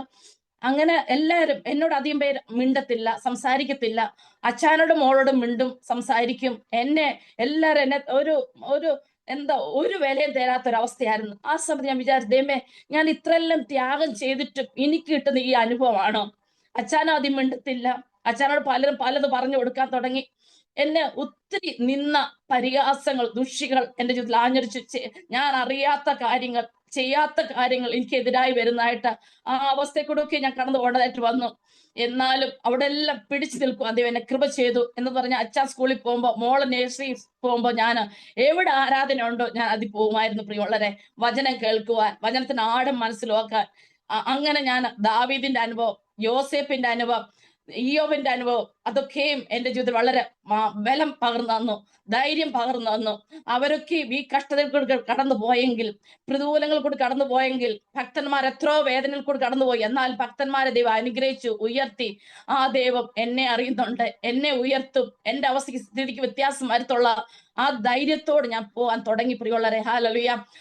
ഞാൻ ഹോസ്പിറ്റലിൽ കിടക്കുമ്പോ ഡോക്ടർമാർ പറഞ്ഞത് 3 നേരം ആഹാരം കഴിച്ചിരിക്കണം, പട്ടിണി കിടക്കല്ലേ, പട്ടിണി കിടന്ന വീണ്ടും ഈ അസുഖം വരാൻ സാധ്യതയുണ്ടെന്ന് പറഞ്ഞു. എന്നിട്ട് ഞാൻ വിചാരിച്ചത് എന്താണ്, ദൈവം തന്ന ആയുസ്സാണ്, ആരോഗ്യമാണ്. ഞാൻ പോലും ചിന്തിക്കാതെ കർത്താവ് തന്ന ആയുസ്സും ആരോഗ്യം, എന്റെ അപ്പന് വേണ്ടി ഞാൻ എന്തെങ്കിലും ചെയ്തില്ലെങ്കിൽ ഞാൻ എന്തിനു ജീവിക്കണം? ആ ഒരു ചിന്ത എന്റെ ഉള്ളിൽ വന്നു പ്രിയമുള്ളവരെ. അങ്ങനെ ഊസിക്കാൻ തുടങ്ങി, പ്രാർത്ഥിക്കുവാൻ തുടങ്ങി. ഞാൻ അന്ന് ഒത്തിരി സ്കെൽറ്റായിരുന്നു. ഞാൻ വണ്ണം വെക്കുവാൻ തുടങ്ങി, എന്റെ ആരോഗ്യം മെച്ചപ്പെടുവാൻ തുടങ്ങി. ഊസിച്ചപ്പോൾ എന്റെ ശാരീരികമായ ബലഹീനത മാറിപ്പോൻ തുടങ്ങി. കൈകാൽ കഴപ്പ്, തലവേദന, നടുവേദന ഒക്കെ മാറിപ്പോൻ തുടങ്ങി. ഞാൻ പലപ്പോഴും ആത്മീയത്തിന് വേണ്ടി ഞാൻ ഉപസിക്കാറുള്ളത്, ഭൗതിക നന്മ തരണേ ഞാൻ ദൈവത്തോട് പ്രാർത്ഥിക്കാറില്ല. എന്നാൽ ഞാൻ ആത്മീയത്തിന് വേണ്ടി പ്രാർത്ഥിക്കുമ്പോൾ ദൈവം എനിക്ക് ഭൗതിക നന്മകൾ നൽകി തന്നിട്ടുണ്ട്. ഞാൻ ചോദിക്കാതെ അനേക നന്മകൾ ദൈവം എന്റെ ജീവിതത്തിൽ നൽകി തന്നിട്ടുണ്ട്. ഞാൻ മനസ്സ് ചിന്തിക്കുന്ന വിഷയങ്ങൾക്ക് പോലും ദൈവം മറുപടി നൽകി തന്നിട്ടുണ്ട്. ഹല്ലേലൂയ. അത്രത്തോളം കർത്താവ് എന്നെ സ്നേഹിക്കുന്നു എന്ന് ദൈവം എന്നെ മനസ്സിലാക്കി തന്നിട്ടുണ്ട് പ്രിയമുള്ളവരെ. ഹല്ലേലൂയ. ഞാൻ കല്യാണത്തിന് മുമ്പേ കർത്താവ് എനിക്ക് പലപ്പോഴും വചനം, യെശയ്യാവിന്റെ പുസ്തകത്തിൽ വചനം, ഞാനാണ് നിനക്കെല്ലാം എല്ലാം, ഞാൻ നിന്നോട് കൂടെ ഉണ്ടെന്നുള്ള വചനം പലപ്പോഴും തരുമായിരുന്നു. അതിനുശേഷവും ദൈവം എനിക്ക് അനുഗ്രഹിക്കപ്പെട്ട വചനങ്ങൾ ദൈവം എനിക്ക് തരുമായിരുന്നു. എനിക്ക് ഏറ്റവും സന്തോഷിപ്പിച്ച വചനം എന്ന് പറഞ്ഞാൽ 119 സങ്കീർത്തനം 71 വാക്യം, നിന്റെ ചട്ടങ്ങൾ പഠിപ്പാൻ തക്കണം ഞാൻ കഷ്ടതയിലായിരുന്നത് എനിക്ക് ഗുണമായി, നന്നായി. അതെ, എന്റെ ജീവിതത്തിൽ എന്തെല്ലാം കഷ്ടതകൾ വന്നോ, പ്രയാസങ്ങൾ വന്നു, അതൊക്കെയും എന്റെ ജീവിതത്തിൽ നന്നായി, അനുഗ്രഹമായി. എന്തെന്ന് പറഞ്ഞാൽ എന്റെ യേശുവിനെ അറിയുവാൻ കാരണമായി തീർന്നു. യേശുവിന്റെ സ്നേഹം മനസ്സിലാക്കുവാൻ ദൈവം എനിക്ക് ഇടയാക്കി തന്നു. അതുപോലെ ഹസ്ബൻഡ് വീട്ടുകാർ എനിക്കെതിരായി നിന്നാലും ഞാൻ അതൊന്നും കാര്യമാക്കത്തില്ലായിരുന്നു. ദൈവം എന്നെ ബലപ്പെടുത്തിയിട്ടുണ്ട്. ഹസ്ബൻഡ് അനിയന്റെ വീടിന്റെ അടുത്ത് തന്നെ ഞങ്ങൾ ഭവനം വെച്ചു. അനിയൻ ഞങ്ങൾക്ക് ഒരു സഹായം ആകട്ടെ എന്നോർത്ത് ഞങ്ങൾ എന്ന് ഭവനം വെച്ച അന്ന് മുതൽ അനിയൻ എപ്പോഴും ഞങ്ങളോട് വഴക്കാണ്. ബന്ധുക്കോസുകാരാണ്, പ്രസംഗിക്കും, എല്ലാം ചെയ്യുന്നവരാണ്. എന്നാലും ഞങ്ങൾ ഒന്നിച്ച് ഒരു ബൈക്കിൽ യാത്ര ചെയ്താൽ അവർക്ക് ഇഷ്ടമല്ല. ഞങ്ങൾ ഒരു നല്ല ഡ്രസ്സ് ഞാൻ ധരിച്ച അവർക്ക് അത് ഇഷ്ടമല്ല. അങ്ങനെ ഞങ്ങൾ നടന്നു പോകുന്ന വഴിയിൽ എന്തെങ്കിലും ബ്ലേഡോ കുപ്പിച്ചിലോ അങ്ങനെ കൊണ്ടിടുക, അങ്ങനെ പല രീതിയിലും ഞങ്ങളെ ബന്ധുക്കോസുകാരെന്ന് പറയുന്നവർ, ഞാൻ തുറന്നു പറയാ പ്രിയമുള്ളവരെ, അവരെ ഞങ്ങളെ ഉപദ്രവിച്ചിട്ടുണ്ട്. അവിടെ അല്ല, ഞാൻ ഒരു കാര്യം ഞാൻ വിശ്വസിക്കുന്ന പ്രിയമുള്ളവരെ, നമ്മൾ മനുഷ്യരിൽ ആശ്രയിച്ചാൽ നമുക്കൊന്നും നേടാൻ പറ്റത്തില്ല. അവരൊക്കെ ബന്ധുക്കോസ് പാരമ്പര്യം ജനിച്ച് വളർത്തപ്പെട്ടവരാണ്. നമ്മുടെ ജഡം മരിക്കണം. ജഡം മരിച്ചില്ലെങ്കിൽ, യഥാർത്ഥമായി യേശുവിന്റെ സ്നേഹം നമ്മുടെ ഉള്ളിൽ വന്നില്ലെങ്കിൽ നമ്മൾ മാനുഷ്യ രീതിയിൽ, പൈശാചിക രീതിയിൽ നമ്മൾ പ്രവർത്തിച്ചെന്ന് വരാം. ജഡീയ രീതിയിൽ മറ്റുള്ളവരോട് ഇടപെട്ടെന്ന് വരാം. ദൈവസ്നേഹം ഉള്ളിൽ വന്നെങ്കിൽ മാത്രമേ മറ്റുള്ളവരുടെ വേദന എന്താണെന്ന് നമുക്ക് മനസ്സിലാക്കാൻ പറ്റത്തുള്ളൂ. ദൈവസ്നേഹത്തിന്റെ ആഴത്തിലേക്ക് നമ്മൾ കടന്നു വരുമ്പോഴാണ് മറ്റുള്ളവരുടെ കണ്ണുനീരിന് ഒപ്പുവാൻ ദൈവം നമ്മളെ സഹായിക്കുന്നത്. അത് പിന്നീട് ദൈവം എന്നെ മനസ്സിലാക്കി തന്നു. നമ്മൾ പാരമ്പര്യത്തിൽ ജനിച്ചെന്ന് പറഞ്ഞാൽ ഒരു പ്രയോജനമില്ല. നമ്മുടെ ഹൃദയത്തിന് വ്യത്യാസം, നമ്മുടെ ഹൃദയ കണ്ണുകൾ തുറക്കണം, നമ്മുടെ ഹൃദയദൃഷ്ടി പ്രകാശിക്കണം. കർത്താവ് നമ്മുടെ ഹൃദയത്തെയാണ് നോക്കുന്നത്. നമ്മുടെ ഹൃദയം ഹല്ലേലൂയ വിശുദ്ധമാണോ, അതാണ് കർത്താവ് നോക്കുന്നത്. മറ്റുള്ളവർ അസൂയപ്പെടുന്നവരുണ്ട് ബന്ധുക്കോസുകാരിൽ. എന്റെ ഹസ്ബൻഡ് വീട്ടുകാരെല്ലാം പറയുന്ന അസൂയുണ്ട്. അതൊക്കെ നമ്മൾ കളഞ്ഞെങ്കിൽ മാത്രമേ കർത്താവ് നമുക്ക് വേണ്ടി എന്തെങ്കിലും പ്രവർത്തിക്കത്തുള്ളൂ. ഹല്ലേലൂയ. അതുകൊണ്ട് ഞാൻ അവരെ ഒന്നും നോക്കാൻ തയ്യാറായില്ല. എന്റെ അപ്പനെ പ്രസാദിപ്പിക്കാൻ വേണ്ടി ഇറങ്ങിത്തിരിച്ചു. എവിടെ ആരാധനയ്ക്ക് പോകാനും എന്റെ അച്ചായൻ സ്വാതന്ത്ര്യം എനിക്ക് തന്നിട്ടുണ്ട്. ഹല്ലേലൂയ. അങ്ങനെ പല വിവാഹത്തിന് ശേഷവും പലവിധമായ കഷ്ടങ്ങൾ, പ്രയാസങ്ങൾ, നിന്ദകൾ, പരിഹാസങ്ങൾ. ഞാൻ എവിടെയെങ്കിലും മീറ്റിംഗ് പോയിട്ട് വരുമ്പോ പറയും, അവള് വേറെ എന്തിനോ പോയിട്ട് വരികയാണ്, ബന്ധുക്കോസുകാർ പറയുന്നതാണ്. അതുപോലെ പറയും, എന്റെ അച്ഛ ജോലിക്ക് പോയി കഴിയുമ്പോൾ പറയും, പാസ്റ്റർമാർ ക്യൂ ആണ്. അങ്ങനെയൊക്കെ എന്നെ വേണ്ടാത്ത അപവാദങ്ങൾ പറഞ്ഞ് എന്നെ ഒത്തിരി വേദനിപ്പിച്ചിട്ടുണ്ട്, ഒത്തിരി ഒത്തിരി. ആ സമയത്തൊക്കെ ഞാൻ ഒത്തിരി പറഞ്ഞു, ദൈവമേ എന്തിന് എനിക്ക് ജീവൻ മടക്കി തന്നു, ഇതിലും ഭേദം എനിക്ക് ജീവൻ മരിക്കുന്നതായിരുന്നല്ല നല്ലത്. എന്റെ ജീവൻ ഏട് ഞാൻ അപ്പനോടാണ് എന്റെ വേദന പറയുന്നത്, എന്റെ സങ്കടം ഇറക്കി വെക്കുന്നത്. മനുഷ്യരോടൊന്നും ഞാൻ അധികം പറയത്തില്ല, എനിക്ക് മനുഷ്യ വിശ്വാസമല്ല. നമ്മളൊരു സങ്കടം ഒരാളോട് പറയുമ്പോ അവര് 100 പേരോട് നമുക്കെതിരായി പറഞ്ഞെന്ന് വരാം, അത് പിന്നെ പ്രശ്നമാവും. അതോർത്ത് ഞാൻ എപ്പോഴാണെങ്കിലും ഞാൻ അപ്പനോട് എന്റെ വേദന തുറന്ന് പറയാറുണ്ട്, അപ്പനെ സരി ഞാൻ കരയാറുണ്ട്, എന്റെ വിഷയങ്ങൾ ഇറക്കി വെക്കാറുണ്ട്, എനിക്ക് അറിയാവുന്ന ഭാഷയിൽ ഞാൻ സംസാരിക്കാറുണ്ട്. ഹല്ലേലൂയ. അതൊക്കെ അറിഞ്ഞും അപ്പൻ എന്നെ ധൈര്യപ്പെടുത്തിയിട്ടുണ്ട്, ബലപ്പെടുത്തിയിട്ടുണ്ട്. ഹല്ലേലൂയ. ഈ ലോകത്തിൽ ആരുടെയെല്ലാം ഞാൻ സ്നേഹം ആഗ്രഹിച്ചോ അതിനുപരിയായി എന്നെ സ്നേഹിക്കുന്ന അനേകം മാതാപിതാക്കളെ ദൈവം എനിക്ക് വേണ്ടി നൽകി തന്നിട്ടുണ്ട്. ഇന്ത്യയുടെ പല ഭാഗങ്ങളിലും എന്നെ സ്നേഹിക്കുന്നവരുണ്ട് പ്രിയമുള്ളവരെ. ലോകത്തിന്റെ പല ഭാഗങ്ങളിലും അപ്പനായിട്ട്, അമ്മയായിട്ട്, സഹോദരനായിട്ട് എനിക്കുണ്ട്. ഞാൻ ഈ ലോകത്തിൽ എന്റെ സ്വന്തം അപ്പന്റെ അമ്മ സഹോദരങ്ങളുടെ സ്നേഹം കൊതിച്ചപ്പോ, എന്നാൽ ലോകത്തിൽ പല ഭാഗങ്ങളിലും എന്നെ സ്നേഹിക്കുന്നവരെ കർത്താവ് എനിക്ക് വേണ്ടി എഴുന്നേൽപ്പിച്ചു. ഇനി എന്നെ സഹായിപ്പാൻ, എന്നെ കരുതുവാൻ, എന്നെ മോളെ എന്ന് വിളിക്കുവാൻ. എന്റെ പപ്പ എന്നെ മോളെ എന്ന് വിളിച്ചിട്ടില്ല, ഞങ്ങളെ ആരും മോളെ എന്ന് വിളിച്ചിട്ടില്ല. മോളെ എന്ന് വിളിക്കുവാൻ പലരെ ദൈവം എഴുന്നേൽപ്പിച്ചു. അതാണ് യേശപ്പച്ചന്റെ സ്നേഹം എന്ന് പറയുന്നത്. അങ്ങനെ ആ പ്രതികൂല സാഹചര്യങ്ങൾ കൂടി ഞാൻ കടന്നു വന്നു. അങ്ങനെ ഇരിക്കുമ്പോ അച്ഛൻ പറഞ്ഞു, മോള് മാത്രം മതി നമുക്ക്. മോളെ ഞങ്ങൾ ഒന്നും അറിയിക്കാതാണ് വളർത്തിക്കൊണ്ട് വന്നത്. എന്നാ മോടെ അപ്പച്ചനും അമ്മച്ചിയുണ്ട്, മമ്മിയുടെ പപ്പയും അമ്മയും ഞങ്ങളുടെ വീട്ടിൽ വരും. അവരെപ്പോഴും പറയും, മോക്ക് ഞങ്ങൾ പറഞ്ഞു കൊടുക്കും, ഞങ്ങൾ സന്തോഷത്തോടെ ജീവിക്കുന്നത് ഇഷ്ടമല്ല. അവരും പറഞ്ഞു, എന്റെ മോളെ കൊന്നിട്ട് വടക്കത്തിയെ കല്യാണം കഴിച്ചു, പത്തനംതിട്ട ജില്ലയിലുള്ളവളെ കല്യാണം കഴിച്ചു. അങ്ങനെയൊക്കെ ഒത്തിരി അപവാദങ്ങൾ ഞാൻ കേട്ടു പ്രിയമുള്ളവരെ. എന്നാൽ സത്യാവസ്ഥ അറിയുന്ന ദൈവം മാത്രമാണ്. എന്റെ യേശുവിനെ അറിയാൻ വേണ്ടിയാണ് ഞാൻ ഈ ത്യാഗം ചെയ്തത്, ഈ അവസ്ഥ തെരഞ്ഞത്. ഈ ലോകത്ത് എനിക്ക് കഷ്ടമായാലും നഷ്ടമായാലും വേദനയായാലും പ്രതികൂലമായാലും എന്നെ സ്നേഹിപ്പാൻ ആരുമില്ലെങ്കിലും എന്റെ യേശു എനിക്ക് മതി. ആ ഒരു ചിന്തയോടാണ് ഞാൻ ഇങ്ങനെയുള്ള ഒരു വിവാഹം തെരഞ്ഞെടുത്തത്, എന്റെ അപ്പന് വേണ്ടി നിൽക്കുവാൻ വേണ്ടി മാത്രം. അത് എന്റെ യേശപ്പൻ മാത്രം മനസ്സിലാക്കിയുള്ളൂ, വേറെ ആർക്കും അത് മനസ്സിലായില്ല. ഈ ലോകത്തിൽ ആർക്കും അത് അറിയത്തില്ലായിരുന്നു. പലരും പല രീതിയിൽ അവർക്ക് തോന്നുന്ന രീതിയിൽ എനിക്കെതിരായി അപവാദങ്ങൾ പറയാൻ തുടങ്ങി, അല്ലെ തെറ്റിദ്ധാരണകൾ എനിക്കെതിരായി പരത്തുവാൻ തുടങ്ങി. അങ്ങനെ പല രീതിയിലും എനിക്ക് അച്ഛനും അറിയാം. ഞങ്ങൾ ഒത്തിരി വേദന കൂടി കടന്നുപോയ ഒരു കുടുംബജീവിതമാണ് എന്റെ കുടുംബജീവിതം എന്ന് പറയുന്നത്. ഒത്തിരി വേദന, എന്നാൽ ദിവസം ഇരിക്കുമ്പോൾ മാത്രമുള്ള സന്തോഷമാണ് ഞാൻ അനുഭവിച്ചിട്ടുള്ളത്. അതുകൊണ്ട് ഞാൻ ഒറ്റയ്ക്ക് ഒരിക്കലും വീട്ടിലിരിക്കാൻ കൊതിക്കുന്നവളല്ല. എവിടെ ആരാധനയോടെ ഞാൻ ഓടിപ്പോവും. ആരാധന ഇരിക്കുമ്പോഴുള്ള സന്തോഷം എനിക്ക് ഭയങ്കര വലിയൊരു സന്തോഷമാണ് എനിക്കത്. അങ്ങനെ പോയി പിന്നെ രണ്ടാമത് കുഞ്ഞ് ജനിക്കുന്നു എനിക്ക്. ആ കുഞ്ഞ് അപ്പൊ പല ദേവദാസന്മാർ ഞങ്ങളോട് പറഞ്ഞു, സാറിന് ഒരു വാഗ്ദത്ത സന്തതിയെ ദൈവം, ഒരു ആൺകുഞ്ഞിനെ ദൈവം തരും അങ്ങനെ പറഞ്ഞു. അപ്പോഴും അച്ഛൻ പറയില്ല, മോള് മതി മതി എന്ന് പറഞ്ഞു. എന്നാലും ദൈവത്തിന്റെ കൃപയാൽ ഒരു കുഞ്ഞിനെ, ആൺകുഞ്ഞിനെ തന്നെ ദൈവം നൽകി തന്നു. ഞാനും പ്രാർത്ഥിക്കും, പലപ്പോഴും ഞാൻ കണ്ടിട്ടുണ്ട് ആൺകുഞ്ഞിനെ ദൈവം നൽകി തരുന്നതായിട്ട്. ഹല്ലേലൂയ. അങ്ങനെ കുഞ്ഞ് എന്റെ ഉദരത്തിൽ ഉരുവായ ആ 2 മാസം ആയപ്പോ എനിക്ക് വയറുകടിയും ഛർദിലുമായി. അങ്ങനെ ആ സമയത്ത് ആ ദിവസം അച്ഛനാണെങ്കിൽ കൊല്ലത്തൊരു മീറ്റിങ്ങിന് വേണ്ടി കടന്നു ബൈക്കില് വേറൊരു സഹോദരനുമായിട്ട് കടന്നു പോകുന്നു. അപ്പോൾ എനിക്ക് ഇച്ചിരി കട്ടൻ കാപ്പി ഫ്ലാസ്കിൽ ഇട്ട് തന്നിട്ട് മോളെ അടുത്ത്, ഞങ്ങൾ വാടകയ്ക്കാണ് താമസിക്കുന്നത്, അടുത്ത വീട്ടിൽ മോൾ അങ്ങ് പോവുകയാണ്. കഥ വെറുതെ ചാരിയിട്ട് മാത്രമേ ഉള്ളൂ. അങ്ങനെ എനിക്ക് തീരെ എഴുന്നേക്കാൻ പോലും വയ്യാത്ത അവസ്ഥയാണ്. വേറെ ആരും ഇല്ലെന്ന് നോക്കാം. പ്രഗ്നന്റ് ആ സമയത്തൊന്നും എന്നെ കരുതുവാൻ എന്റെ യേശപ്പൻ മാത്രമുള്ളായിരുന്നു. അപ്പനായിട്ട് അമ്മയായിട്ട് എല്ലാമായിട്ട് എന്റെ അപ്പൻ മാത്രമുള്ളായിരുന്നു. അത് ഞാൻ അനുഭവിച്ചറിഞ്ഞ ഒരു വ്യക്തിയാണ്. നമുക്ക് ഈ ലോകത്തിൽ എല്ലാവരും ഉണ്ടായിട്ട് എല്ലാവരും പ്രഗ്നന്റ് ആയ കുഞ്ഞുങ്ങളെ സ്നേഹിക്കുന്ന കാണുമ്പോൾ ഞാൻ കൊതിച്ചിട്ടുണ്ട്, ദൈവമേ ഇങ്ങനെയുള്ള സ്നേഹമൊന്നും എനിക്ക് കിട്ടിയിട്ടില്ലല്ലോ. എന്നാലും അവിടെ എല്ലാം എന്നെ സ്നേഹിക്കുന്ന ഒരു കരം ഉണ്ടായിരുന്നു. അത് മതിയായിരുന്നു എനിക്ക് ആ സമയത്തൊക്കെ. അച്ഛന് പോയിട്ട് ബൈക്ക് ബ്രേക്ക് ഡൗൺ ആയി, തിരിച്ചു വന്നു. പിന്നെ അച്ഛൻ സ്കൂളിൽ പോയി. എന്നിട്ടത്തേക്ക് പിന്നെ ഞാൻ ഒറ്റയ്ക്കാണ് അവിടെ കിടക്കുന്നത്. മോള് അങ്ങനെ വെളി എടുക്കുന്നു. ആ സമയത്ത് എന്റെ പപ്പ വീട്ടിൽ നിന്ന് പപ്പ പറയാണ്, നീ എന്നെ വിളിക്കുന്നതായിട്ട് പപ്പയ്ക്ക് തോന്നി എന്ന് പറഞ്ഞു. പപ്പ നാട്ടിൽ നിന്ന് തന്നെ ചൂരൽ കസാര എന്തൊക്കെ എനിക്ക് വാങ്ങിച്ചോണ്ട് വീട്ടിൽ വരുന്നു. വീട്ടിൽ വന്ന് നോക്കിയപ്പോ ഞാനിങ്ങനെ വിറച്ച് കിടക്കുകയാണ്, ഒട്ടും വയ്യാതെ വിറച്ച് കിടക്കുക. അച്ഛൻ ചോദിച്ചു, പപ്പ ചോദിച്ചു എന്തിയെ, ഭർത്താവ് എന്തിയെ ചോദിച്ചു. അപ്പൊ എളുപ്പം ഹോസ്പിറ്റലിൽ കൊണ്ടുപോകാൻ പറഞ്ഞു. അങ്ങനെ അച്ഛൻ വന്ന് ഹോസ്പിറ്റലിൽ കൊണ്ടുപോ ഡോക്ടർ പറഞ്ഞു സീരിയസ് ആണ്. ആണ്. കുഞ്ഞ് ചിലപ്പോൾ അംഗവൈയിലുള്ള കുഞ്ഞായി തീരും, അല്ലെങ്കിൽ അബോർഷൻ ആകാൻ സാധ്യതയുണ്ട് പറഞ്ഞു. 10,000 രൂപയുടെ മരുന്നോളം ഇനി കഴിച്ചേ പറ്റുള്ളൂ എന്ന് പറഞ്ഞു. ആ സമയത്ത് ഞാൻ ദൈവത്തോട് പറഞ്ഞു, ദൈവമേ, ഞാൻ എപ്പോഴും എന്റെ വയറ്റത്ത് കരം വെച്ചിട്ട് പറഞ്ഞു, ദൈവമേ, അങ്ങ് തന്ന ഉദരഫലമാണെങ്കിൽ ഊനമില്ലാത്ത ആരോഗ്യമുള്ള കുഞ്ഞിനെ തന്നാൽ കർത്താവിന്റെ വേലയ്ക്ക് വേണ്ടി ഞാൻ സമർപ്പിക്കുന്നു, മിഷണറി ആയി പോകാൻ വേണ്ടി ഞാൻ സമർപ്പിക്കുന്നു. ഞാൻ പലപ്പോഴും പ്രാർത്ഥിക്കുമായിരുന്നു, പാസ്റ്റർ ആകാൻ വേണ്ടിയല്ല, മിഷണറി. എനിക്ക് മിഷണറി ആയി പോകുന്ന വലിയ ഇഷ്ടമാണ്. എനിക്ക് മിഷണറി വേല ഭയങ്കര ഇഷ്ടമാണ്. മിഷണറി ആയി ഞാൻ സമർപ്പിക്കുന്നു പറഞ്ഞു.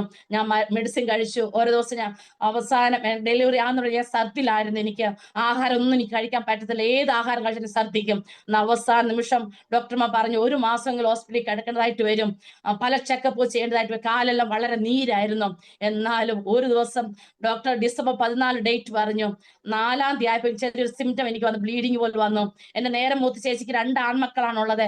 ചേച്ചി പറഞ്ഞു ആൺകുഞ്ഞായിരിക്കും, അതുകൊണ്ട് എനിക്ക് ഇങ്ങനെ വരുന്നു പറഞ്ഞ ഉടനെ ഹോസ്പിറ്റലിൽ അഡ്മിറ്റ് ചെയ്തു. വൈകുന്നേരം എനിക്ക് പെയിൻ ഇല്ല, വേദനയില്ല. ഡോക്ടർ വൈകിട്ട് എന്റെ ചേച്ചിയെ ചേട്ടനെ വിളിച്ചിട്ട് പറഞ്ഞു എന്നെ ഷീവെ വീട്ടിൽ കൊണ്ടുപോകാന്ന് പറഞ്ഞു. ആ സമയത്ത് ഞാൻ ദൈവത്തോട് പറഞ്ഞു, മറ്റുള്ളവരെല്ലാം ലേബർ റൂമിൽ കിടന്ന വിളിയാണ്, അയ്യം വിളിക്കുന്നു, എനിക്ക് ഒരു വേദനയില്ല. പിന്നീട് ഞാൻ ചിന്തിക്കുന്നത്, വേദനയില്ലാത്ത ഒരു അവസ്ഥ ദൈവം എനിക്ക് എന്റെ ജീവിതത്തിൽ നൽകി തന്നു പ്രിയമുള്ളവരെ.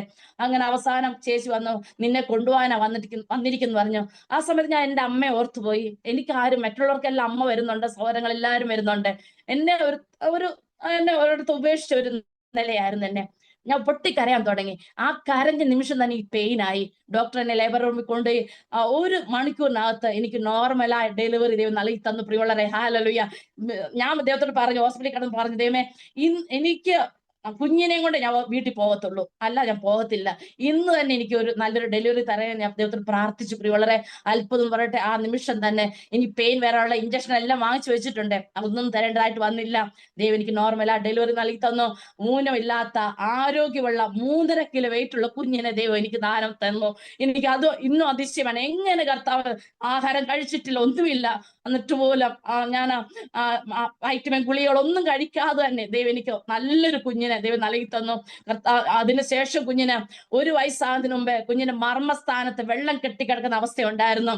അതും ഡോക്ടർ പറഞ്ഞു കുഞ്ഞിന്റെ ഓപ്പറേഷൻ ചെയ്യേണ്ടി വരും അങ്ങനെ പറഞ്ഞു. പല ദേവദാസന്മാർ വീട്ടിൽ വരുമ്പോൾ ഞാൻ പറയും, പ്രാർത്ഥിക്കാൻ വേണ്ടി പറയുമായിരുന്നു. പ്രാർത്ഥനയാലുള്ളൊരു വിടുതൽ വേണമെന്ന് ഞാൻ വളരെ കൊതിച്ചു. ദേവദാസന്മാർ പ്രാർത്ഥിച്ചു. 1 വയസ്സാകുന്നതിന് മുമ്പേ കുഞ്ഞിന്റെ മർമ്മസ്ഥാനത്തെ വെള്ളം കെട്ടിക്കിടക്കുന്ന അവസ്ഥ ദൈവം സൗഖ്യമാക്കി പ്രിയമുള്ളവരെ. അതുപോലെ തന്നെ പിന്നീട് കുഞ്ഞിന്റെ ചുണ്ട് നല്ല കറുത്ത ചുണ്ടായിരുന്നു. അതുപോലെ കുഞ്ഞിന്റെ നെഞ്ചിലൊരു മുഴയുണ്ടായിരുന്നു. കുഞ്ഞ് നടക്കും, ആ മുഴ മേലോട്ടും താഴോട്ടും പോകുമായിരുന്നു. അത് അങ്ങനെ ലവ് ആർമി ക്രൂസൈഡിലായിരുന്നു ഞങ്ങൾ ആ സമയത്ത് ഒത്തിരി മീറ്റിങ്ങിന് പോയിക്കൊണ്ടിരുന്നത്. അവിടെ ഒരു ക്യാമ്പ് നടക്കുമ്പോൾ ഞാൻ പ്രാർത്ഥിക്കാൻ വേണ്ടി പോയതാണ്. ക്യാമ്പിൽ പങ്കെടുക്കുന്നവർക്ക് വേണ്ടി പ്രാർത്ഥിക്കാൻ വേണ്ടി ഞാൻ കടന്നുപോയി. അപ്പോൾ രോഗശാന്തി വരുന്ന ക്ലാസ് എടുത്തോണ്ടിരുന്നപ്പോഴത്തെ കുഞ്ഞ് എന്റെ മടി കിടന്ന് ഉറങ്ങുകയാണ്. അപ്പൊ ദേവദാസൻ പറഞ്ഞു അനേക ദൈവം സൗഖ്യമാക്കുന്നു വിടുവിക്കുന്നു പറഞ്ഞ് ക്യാമ്പിന് പറയാണ്. ഞാൻ അത് കേട്ടോണ്ടിരിക്കുമ്പോൾ കുഞ്ഞിന്റെ നെഞ്ചിലോട്ട് കയറം വെച്ചിട്ട് പറഞ്ഞു, ദൈവം കുഞ്ഞിനെ സൗഖ്യമാക്കി അടുത്ത സെക്കൻഡ് സാറിന് വന്ന് ഞാൻ കർത്താവിനെ സാക്ഷിക്കാന്ന് പറഞ്ഞു. അങ്ങനെ ദൈവം അത്ഭുതം എന്ന് പറയട്ടെ, ഞാൻ അന്ന് പ്രാർത്ഥിച്ചു, ഞാൻ മറന്നുപോയി. വീട്ടിൽ പോയതിനു ശേഷം കുഞ്ഞിന്റെ നെഞ്ചിലെ മുഴ കാണുവാനില്ല. എന്റെ ഹസ്ബൻഡ് പറഞ്ഞു, നോക്കിക്കേ കുഞ്ഞിന്റെ മുഴ കാണുന്നില്ല. അപ്പോഴാണ് ഞാനും കാണുന്നത്, കുഞ്ഞിന്റെ മുഴ കാണുന്നില്ല, കുഞ്ഞിന്റെ ചുണ്ടൊക്കെ ചുമന്ന് വരുന്നു. ദൈവം ആ സ്പോട്ട് സൗഖ്യമാക്കി പ്രിയമുള്ളവരെ. അതെ, ആ സമയത്ത് ഞാൻ ഒത്തിരി ദൈവീയ വിടുതലുകൾ ഞാൻ എന്റെ ജീവിതത്തിൽ അനുഭവിച്ചിട്ടുണ്ട് പ്രിയമുള്ളവരെ. അതിനുശേഷം കുഞ്ഞിന്റെ 6-ാം ക്ലാസ്സിലൊക്കെ ആയപ്പോഴത്തേക്ക് കുഞ്ഞിന്റെ യൂറിൻ പാസ് ചെയ്യുന്നത് തൊലി വന്നടയുന്ന അവസ്ഥ. അപ്പൊ എല്ലാ ആൺകുട്ടികൾക്ക് അത് വരുന്നതാണ്, അത് ഓപ്പറേറ്റ് ചെയ്യണം. കുഞ്ഞിന്റെ പൾസ് വന്ന് ഇത് പഴുപ്പ് വന്ന് അടയുന്നുണ്ട്, അപ്പൊ ഓപ്പറേഷൻ ചെയ്യണം ഡോക്ടർ പറഞ്ഞു. ആ സമയത്ത് ഞാൻ എന്റെ വിശ്വാസം വർദ്ധിച്ചു. PG വാറിസ് അങ്കിളുടെ പുസ്തകങ്ങൾ വായിച്ചാണ് ഞാൻ ഒത്തിരി കാര്യങ്ങൾ മനസ്സിലാക്കിയത്. അങ്കിളിനെ ദൈവം നടത്തിയ വിധങ്ങൾ അത്ഭുതം ചെയ്തതും അത് PG വാറിസ് അങ്കിളുടെ ആത്മീയാത്ര, KP യോഹൻ സാറിന്റെ പുസ്തകങ്ങളൊക്കെ ആയിരുന്നു. ആ സമയത്ത് ഞാൻ വായിക്കുമായിരുന്നു.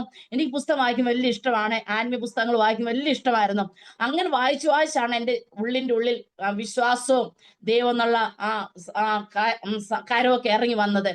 അപ്പോൾ ഞാൻ ദൈവത്തോട് പറഞ്ഞു, ദൈവമേ, ഒരു മീറ്റിംഗ് ഞങ്ങൾ പങ്കെടുക്കുകയാണ് സത്യം മെമ്മോറിയൽ ഹാൾ ട്രിവാൻഡ്രത്ത് തന്നെ. PG വാറിസ് അങ്കിളിന്റെ മോന് വചനം പറയുന്ന വിശ്വാസം എന്നുള്ള ഫെയ്ത്ത് എന്നുള്ള വിഷയമാണ് ഏറ്റെടുക്കുന്നത്. എന്റെ ഹസ്ബൻഡ് ആയിരുന്നു ട്രാൻസ്ലേറ്റ് ചെയ്യുന്നത്. അപ്പൊ ഞാൻ വിചാരിച്ചു, ദൈവമേ, ഇത് കഴിഞ്ഞിട്ട് ഞങ്ങൾ ഹോസ്പിറ്റലിൽ പോകും. ഡോക്ടർ ഉണ്ടെങ്കിൽ ഓപ്പറേഷൻ ചെയ്യും, ഡോക്ടർ ഇല്ലെങ്കിൽ ഓപ്പറേഷൻ ചെയ്യത്തില്ല. ഞങ്ങൾ ഹോസ്പിറ്റലിൽ പോയി, ഡോക്ടർ ഇല്ലായിരുന്നു. ആ ആഴ്ചയിൽ തന്നെ കുഞ്ഞിനെ ദൈവം സൗഖ്യമാക്കി. ഇന്ന് വരെ കത്തി തൊടേണ്ടതായിട്ട് വന്നില്ല. ദൈവം അത് നോർമലാക്കി കൊടുത്തു പ്രിയമുള്ളവരെ. ഹല്ലേലൂയ, സ്തോത്രം. അതെ, നമ്മുടെ ദൈവം സൗഖ്യദായകനാണ്. ഏത് രോഗത്തെ സൗഖ്യമാക്കുക നമ്മുടെ ദൈവം മതിയായ ദൈവമാണ്. ഡോക്ടർമാർ പറയുമായിരിക്കും ഓപ്പറേഷൻ വേണമെന്ന് പറയുമായിരിക്കും. ഹല്ലേലൂയ, അത് മനുഷ്യരാൽ അസാധ്യം, ഡോക്ടറാൽ അസാധ്യം.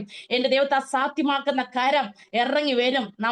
നമ്മുടെ അവസ്ഥ അറിഞ്ഞാണ് കർത്താവ് നമ്മളെ അനുഗ്രഹിക്കുന്നത്. എന്നാൽ നമ്മൾ പൂർണ്ണമായ ദൈവത്തിൽ പറ്റി നിൽക്കണം. നമുക്ക് ഈ ലോകത്തിൽ അപ്പൻ അമ്മയുടെ സ്നേഹം കിട്ടിയ ചിലപ്പം യേശുപ്പന്റെ സ്നേഹം നമുക്ക് മനസ്സിലായെന്ന് വരത്തില്ല.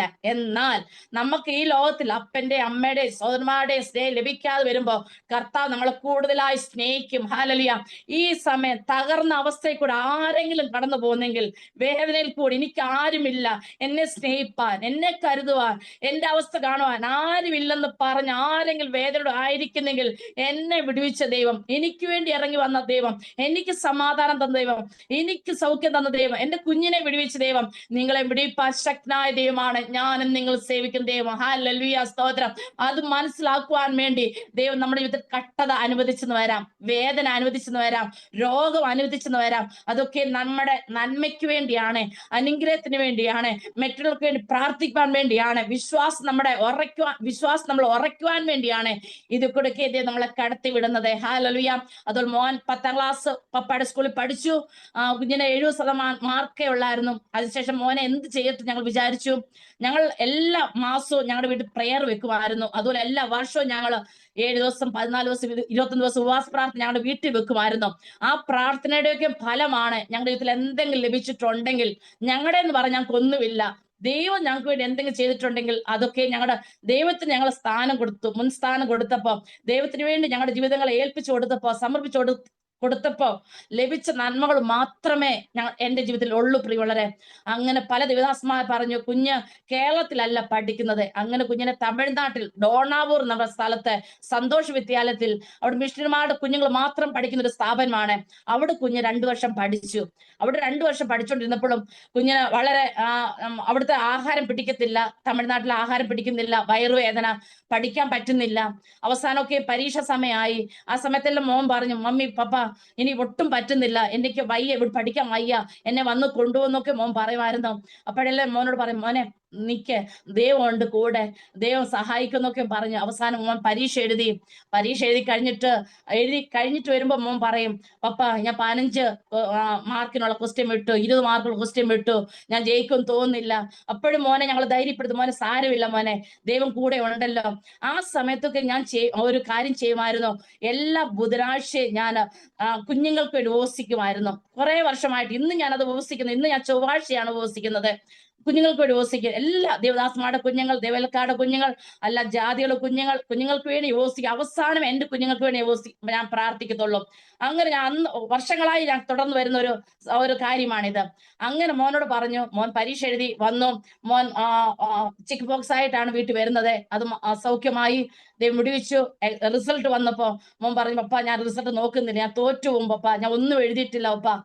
ഞങ്ങൾ പറഞ്ഞു, മോൻ നോക്കും മോനെ, സാരമില്ല, അല്ല ഒന്നുകൂടെ പഠിക്കാന്ന് പറഞ്ഞു. മോൻ റിസൾട്ട് നോക്കിയപ്പോ അവിടുത്തെ ഇന്നലെയും ഞങ്ങളുടെ സഭയിലെ പാസ് ഞങ്ങളുടെ വീട്ടിൽ വന്നപ്പോ മോൻ പറഞ്ഞു, ഡോണാവർ സ്കൂളിലെ പ്രിൻസിപ്പൾ പറഞ്ഞു, മോനെ ഇത് 100% മാർക്കുള്ള ഒരു സ്ഥാപനമാണ്, നീയായിട്ട്, മോന്റെ പേര് ഫ്രാങ്ക് ജോർജ് എന്നാണ്, ഫ്രാങ്ക് ജോർജ് ആയിട്ട് സ്കൂളിൽ നാണംകെടുത്തല്ലേ, നീ ഒരു സ്കൂളിൽ നാണംകേടാകല്ലേ എന്ന് മോനോട് എപ്പോഴും ആ പ്രിൻസിപ്പൾ പറയുമായിരുന്നു. അത് മോന് ഭയങ്കര വേദനയായിരുന്നു ഉള്ളിന്റെ ഉള്ളിൽ. അപ്പൊ അവന് വയ്യെങ്കിൽ അവൻ ഇത് പഠിക്കുമായിരുന്നു. അപ്പൊ അവിടെ ഒരു മലയാളി ടീച്ചറുണ്ട്, ഹിന്ദി പഠിപ്പിക്കുന്ന ടീച്ചർ ഞങ്ങളോട് പറഞ്ഞു, ഫ്രാങ്കിനെ നോക്കി എപ്പോ നോക്കിയാലും പുസ്തകം എടുത്തോണ്ട് പഠിക്കുന്നത് കാണാം, തീരെ വയ്യ. ആ പ്രിൻസിപ്പളാണ് ബയോളജി പഠിപ്പിക്കുന്നത്. അപ്പൊ പഠിപ്പിക്കാൻ വരുമ്പോഴും മോനോട് പറയും, മോനെ ഫ്രാങ്കെ നീ നാണംകേടാക്കുമോ ഞങ്ങളുടെ സ്കൂളിന്. അങ്ങനെ അവനെ കളിയാക്കുമായിരുന്നു പറഞ്ഞു. എന്നാൽ അത്ഭുതം ഒന്ന് പറയട്ടെ പ്രിയമുള്ളവരെ, മോന് 85% മാർക്കോട് കൂടി ജയിപ്പാൻ ദൈവം സഹായിച്ചു. ഹല്ലേലൂയ, സ്തോത്രം. 90% മാർക്ക് വാങ്ങിച്ച കുഞ്ഞുങ്ങൾ പോലെ 70, 75 അവിടെ ദൈവം മോനെ മാനിച്ചു. ആ സ്ഥാപനത്തിന് ഇപ്പൊ മോന്റെ പേര് പറഞ്ഞാൽ മോനെ ആ സ്കൂളിൽ എല്ലാവരും അറിയപ്പെടും. ആ പ്രിൻസിപ്പളിന്റെ കുഞ്ഞെന്ന് പറഞ്ഞ ഭയങ്കര ജീവനാണ്. മോന്റെ കെയർ ഓഫ് ഞങ്ങൾ പല കുഞ്ഞുങ്ങളെ അവിടെ അഡ്മിഷൻ ഞങ്ങൾ വാങ്ങിച്ചു കൊടുത്തു. അതെ, നമ്മുടെ ദൈവം ആരാണ്? മാനിക്കുന്ന ദൈവമാണ്, സഹായിക്കുന്ന പിതാവാണ്. ഹാലലുയ. അതെ, നമ്മുടെ ശരീരം ബലഹീനമായിരിക്കാം, നമുക്കൊന്നും എഴുതാൻ കഴിഞ്ഞില്ലെന്ന് വരാം. എന്നാൽ അവിടൊക്കെയും നമ്മൾ പ്രാർത്ഥനയോടായിരുന്നാൽ, ദൈവത്തിൽ ആശ്രയിച്ച് മുന്നേറിയാൽ അവിടും കർത്താവിന്റെ കരം ഇറങ്ങി വരും. അതിനുശേഷം കുഞ്ഞിനെ എന്ത് പഠിപ്പിക്കണം ഞങ്ങൾ ചിന്തിച്ചു. അതിനുശേഷം പ്രാർത്ഥിക്കാൻ വരുന്ന ദേവദാസന്മാർ പറയും, കുഞ്ഞ് വെള്ള കോട്ട് ധരിച്ചിരിക്കുന്നു പറയും.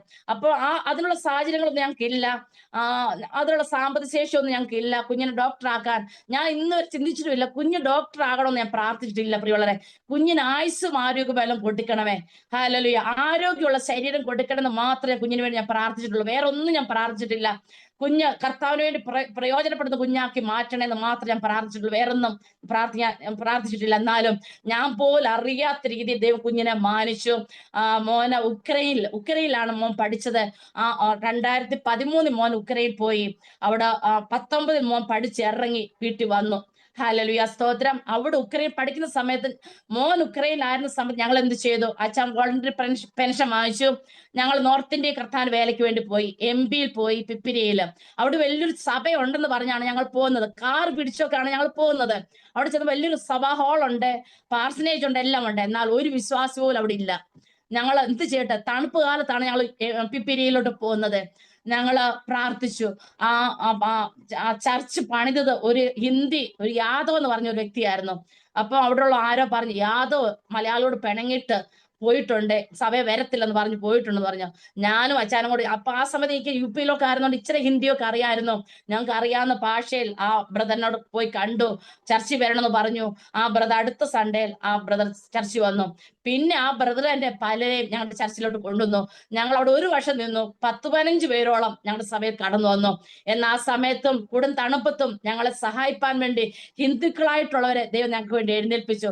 ഞങ്ങളുടെ ആവശ്യങ്ങൾ കർത്താവോട് നിറവേറ്റി തന്നു. ദൈവം ഞങ്ങളെ അവിടും കൈവിട്ടില്ല, ഞങ്ങളെ തള്ളിക്കളഞ്ഞില്ല. അപ്പൊ ഞങ്ങളെ ഉള്ളംകല വസ്തു പോലെ ദൈവം ഞങ്ങളെ ഒരു വർഷം ആ ദേശത്ത് പരിപാലിച്ച് പ്രിയമുള്ളവരെ. ഹല്ലേലൂയ.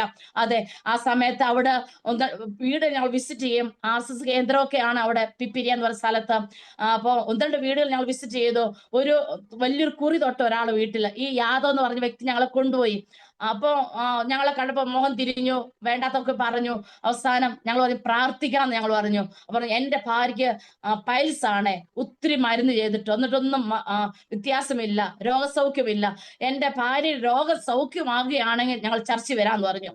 ഞങ്ങൾ പറഞ്ഞു ഞങ്ങൾ പ്രാർത്ഥിക്കാം, പ്രവർത്തിക്കും ദൈവമാണെന്ന് പറഞ്ഞു. ഞങ്ങൾ പോയി പ്രാർത്ഥിച്ചു, മടങ്ങി വന്നു. ഞങ്ങൾക്ക് ഒരു ഇതുമില്ലായിരുന്നു ആ സഹോദരിയെ ദൈവം തൊടുവെന്നുള്ളത്. അടുത്ത സൺഡേ ആയപ്പോ ആ സഹോദരനും സഹോദരിയും പിള്ളേരും എല്ലാമായിട്ട് സഭയിലോട്ട് കടന്നു വന്നു. പ്രിയമുള്ളവരെ, ദൈവം സൗഖ്യമാക്കി എന്ന് പറഞ്ഞു. ഹല്ലേലൂയ.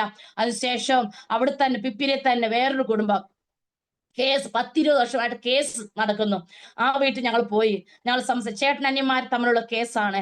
അപ്പൊ കേസ് ഇവർക്ക് അനുകൂലമായി തീരണം, അതിന് പ്രാർത്ഥിക്കണം എന്ന് പറഞ്ഞു. ഞങ്ങൾ പറഞ്ഞു ഞങ്ങൾ പ്രാർത്ഥിക്കാം, ബാക്കി ദൈവം ചെയ്യുമല്ലോ എന്ന് പറഞ്ഞു. ഞങ്ങളുടെ കുറെ അനുഭവങ്ങളും എല്ലാം പറഞ്ഞ് ഞങ്ങൾ പ്രാർത്ഥിച്ചിട്ട് പോകുന്നു. ഒരാഴ്ച കഴിയുമ്പോഴത്തേക്ക് അവർ ഞങ്ങളുടെ സഭയിൽ വന്നിട്ട് പറയാ, പാസ്റ്ററെ, ഞങ്ങളുടെ 20 വർഷമായിട്ട് നടന്ന ആ കേസ് ദൈവം ഞങ്ങൾക്ക് അനുകൂലമാക്കി തന്നു പറഞ്ഞു. അതെ, ദൈവം അവിടെ പ്രവർത്തിച്ചു. ഞങ്ങളെ പിടിച്ചു നിർത്താൻ വേണ്ടിയാണ് ദൈവം അവിടെ അതൊക്കെ ചെയ്തത്. ദൈവനാമത്തിന് വേണ്ടി കർത്താവ് ചെയ്തു. ഞങ്ങളുടെ പുണ്യപ്രവൃത്തി മഹാത്മ്യം ഞങ്ങളുടെ പ്രാർത്ഥനയുടെ ഒന്നുകൊണ്ടും അല്ല, ദൈവത്തിന്റെ മഹാകരുണയാൽ ദൈവം അവിടെ ചെയ്തു. അതിനുശേഷം ഞങ്ങൾ മഹാരാഷ്ട്രയില് നാഗ്പൂർ എന്ന സ്ഥലത്ത് ഞങ്ങൾ കടന്നു വന്നു. മിഷൻ ഇന്ത്യ എന്ന സ്ഥാപനത്തിൽ ഞങ്ങൾ മേഴ്സി ഹോമിന്റെ പ്രവർത്തനം ഞങ്ങൾ ചെയ്തുകൊണ്ടിരുന്നു. അനാഥ പിള്ളേരുടെ ചുമതല ഞങ്ങൾ ഏറ്റെടുത്തു. അവിടെ ചെന്നപ്പോഴും ദൈവം ഞങ്ങളിൽ കൂടെ അനേക അത്ഭുതങ്ങൾ ചെയ്തു. അതിനുശേഷം ഞങ്ങൾ മഹാരാഷ്ട്ര നാഗ്പൂരിൽ തന്നെ ഷാരോന്റെ വർക്ക് ഞങ്ങൾ ഏറ്റെടുത്തു. ഒരു സഭാ ശുശ്രൂഷ ചെയ്യാൻ വേണ്ടി ഞങ്ങൾ തുടങ്ങി അവിടെ. അങ്ങനെ അവിടെ ഞങ്ങൾ സഭ ശുശ്രൂഷ ചെയ്യുന്നു. ആ സഭയിൽ ഇതുപോലെ തന്നെ 10 വർഷമായിട്ട് 11 വർഷമായിട്ട് കുഞ്ഞുങ്ങളില്ല ഭാരപ്പെടുന്ന ഒരു വീട്ടിൽ ഞങ്ങൾ പോയി. അപ്പൊ അവര് ക്രിസ്ത്യൻ സ്കൂളിലാണ് പഠിച്ചെന്നൊക്കെ പറഞ്ഞു. പിന്നെ ഇടയ്ക്കൊക്കെ സഭയിൽ പോയിട്ടുണ്ട്. പിന്നീട് പൂർണ്ണമായിട്ട് അവർ പോയി. അവര് സഭയിൽ വരുന്നത് നിർത്തി. അവര് ദൈവത്തെ പഴിക്കുന്ന ഒരു കുടുംബമായി തീർന്നു. ദൈവം അത്ഭുതം ചെയ്യത്തില്ല, കുഞ്ഞിനെ തരത്തില്ലെന്നൊക്കെ അവർ പറഞ്ഞ് അവരെ പലയിടത്തും ഉരുളി കമത്താനും അങ്ങനെ പലയിടത്തും അവർ പോയി. ഹിന്ദു ആചാരപ്രകാരമൊക്കെ പോയിട്ടൊന്നും കുഞ്ഞിനെ കിട്ടിയില്ല. ഞങ്ങൾ പറഞ്ഞു, ഞങ്ങളുടെ സഭയിൽ ആ സമയത്ത് ഒരാഴ്ച ഉപവാസ പ്രാർത്ഥന നടക്കുകയായിരുന്നു. ഞങ്ങൾ പറഞ്ഞു, നിങ്ങൾ വന്നാൽ മതി, ഉപവാസ പ്രാർത്ഥന വന്നാൽ മതി, ദേവദാസന്മാർ നിങ്ങൾക്ക് വേണ്ടി പ്രാർത്ഥിക്കും, ദൈവം നിങ്ങൾക്ക് വേണ്ടി അത്ഭുതം ചെയ്യുമെന്ന് പറഞ്ഞു. അവർ വന്നു, ഭാര്യയും ഭർത്താവ് വന്നു. ഭർത്താവാണെങ്കിൽ ഇച്ചിരി കുടിക്കുമായിരുന്നു, കുടിയൊക്കെ നിർത്തി. അത്ഭുതം. ഞങ്ങൾ ആ നാഗ്പൂരിൽ നിന്ന് ഞങ്ങൾ ബോംബെയിലോട്ട് പോയപ്പോഴത്തേക്ക് ഞങ്ങളെ ഫോൺ വിളിച്ചിട്ട് പറഞ്ഞു, ഞങ്ങൾക്ക് ഒരു ആൺകുഞ്ഞിനെ ദൈവം കൊടുത്തെന്ന് പറഞ്ഞു. 10 വർഷം ശേഷം, 12 വർഷത്തോളമായി ഒരു ആൺകുഞ്ഞിനെ ദൈവം കൊടുത്തു. അവർ സഭയിൽ പോകുന്നു കേൾപ്പാനിടയായി. അതേ പ്രിയമുള്ളവരെ, ദൈവത്തെ കൊണ്ട് കഴിയാത്ത ഒന്നുമില്ല. അസാധ്യങ്ങളെ സാധ്യമാക്കുന്ന ദൈവമാണ് ഞാനും നിങ്ങൾ സേവിക്കുന്ന ദൈവം എന്ന് പറയുന്നത്. ഹല്ലേലൂയ. ദൈവം നമ്മളെ പിടിച്ചു നിർത്താൻ വേണ്ടി ദൈവം അനേക അത്ഭുതങ്ങൾ ചെയ്തെന്ന് വരാം ആ ദേശത്ത്. ഹല്ലേലൂയ. അവിടെ ഞങ്ങൾ കുഞ്ഞുങ്ങളുടെ ഗ്രാമങ്ങൾ, ഞങ്ങൾ കുഞ്ഞുങ്ങൾക്ക് വേണ്ടി ട്യൂഷൻ എടുക്കുമായിരുന്നു. ഇംഗ്ലീഷ് ഞങ്ങൾ ട്യൂഷൻ എടുക്കുമായിരുന്നു. അങ്ങനെ പല വീടുകളിൽ കയറി ഞങ്ങൾക്ക് പ്രാർത്ഥിക്കാൻ കഴിഞ്ഞിട്ടുണ്ട്. ഞങ്ങൾക്ക് ക്രിസ്മസ് സമയത്ത് ഞങ്ങൾക്ക് ട്രാക്ടർ കൊടുക്കാൻ കഴിഞ്ഞിട്ടുണ്ട്.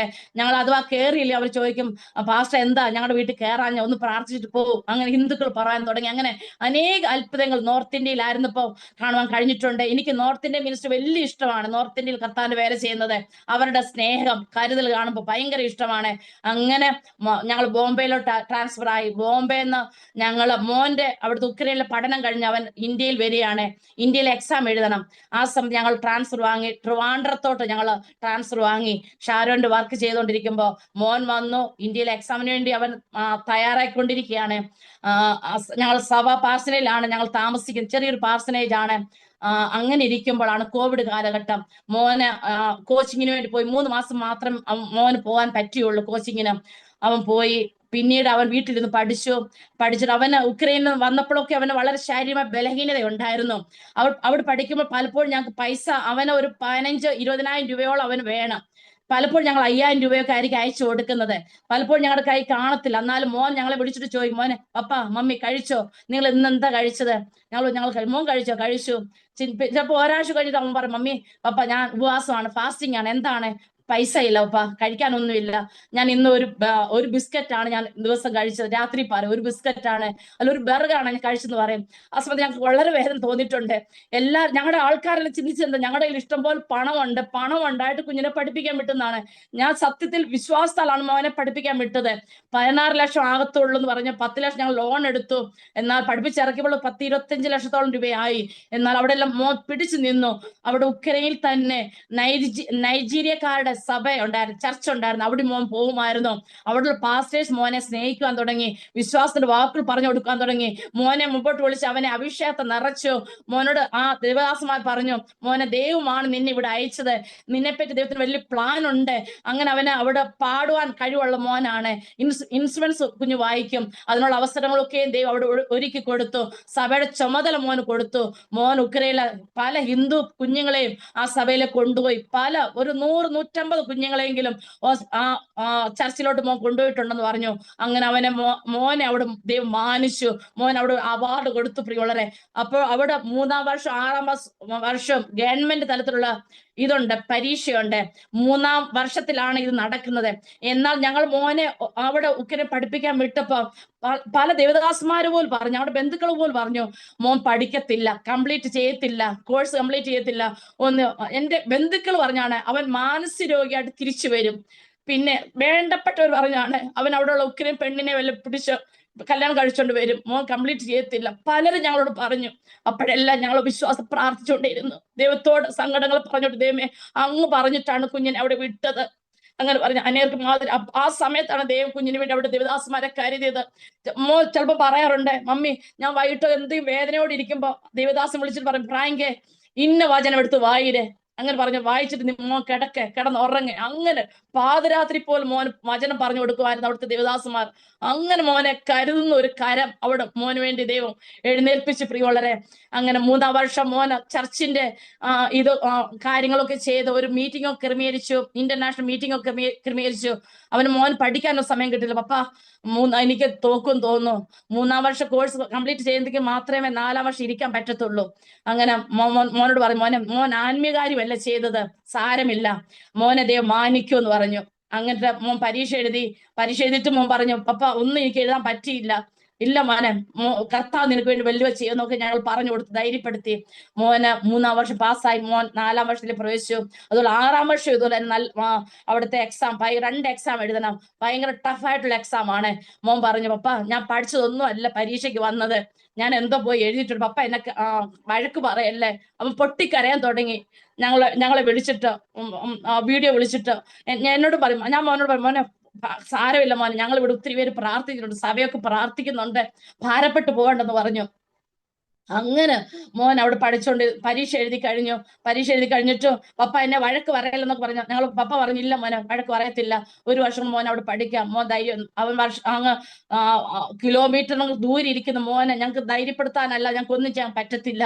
മോൻ പരീക്ഷ എഴുതി കഴിഞ്ഞ് മോൻ പറഞ്ഞു, ഞാൻ ഫാസ്റ്റിംഗ് പപ്പ. മോൻ റിസൾട്ട് വരുന്നിടം വരെ മോൻ ഫാസ്റ്റിംഗ് എടുത്തു. രാത്രി മാത്രം കഴിച്ചോണ്ട് ഫാസ്റ്റിംഗ് എടുത്തു. മോൻ പറഞ്ഞു, ഞാൻ തോറ്റു പറഞ്ഞ സ്ഥാനത്ത് റിസൾട്ട് വന്ന് ഫസ്റ്റ് ക്ലാസ്സോടുകൂടി ജയിപ്പാൻ ദൈവം സഹായിച്ചു. അവിടെ ഹിന്ദു കുഞ്ഞുങ്ങളുണ്ട്.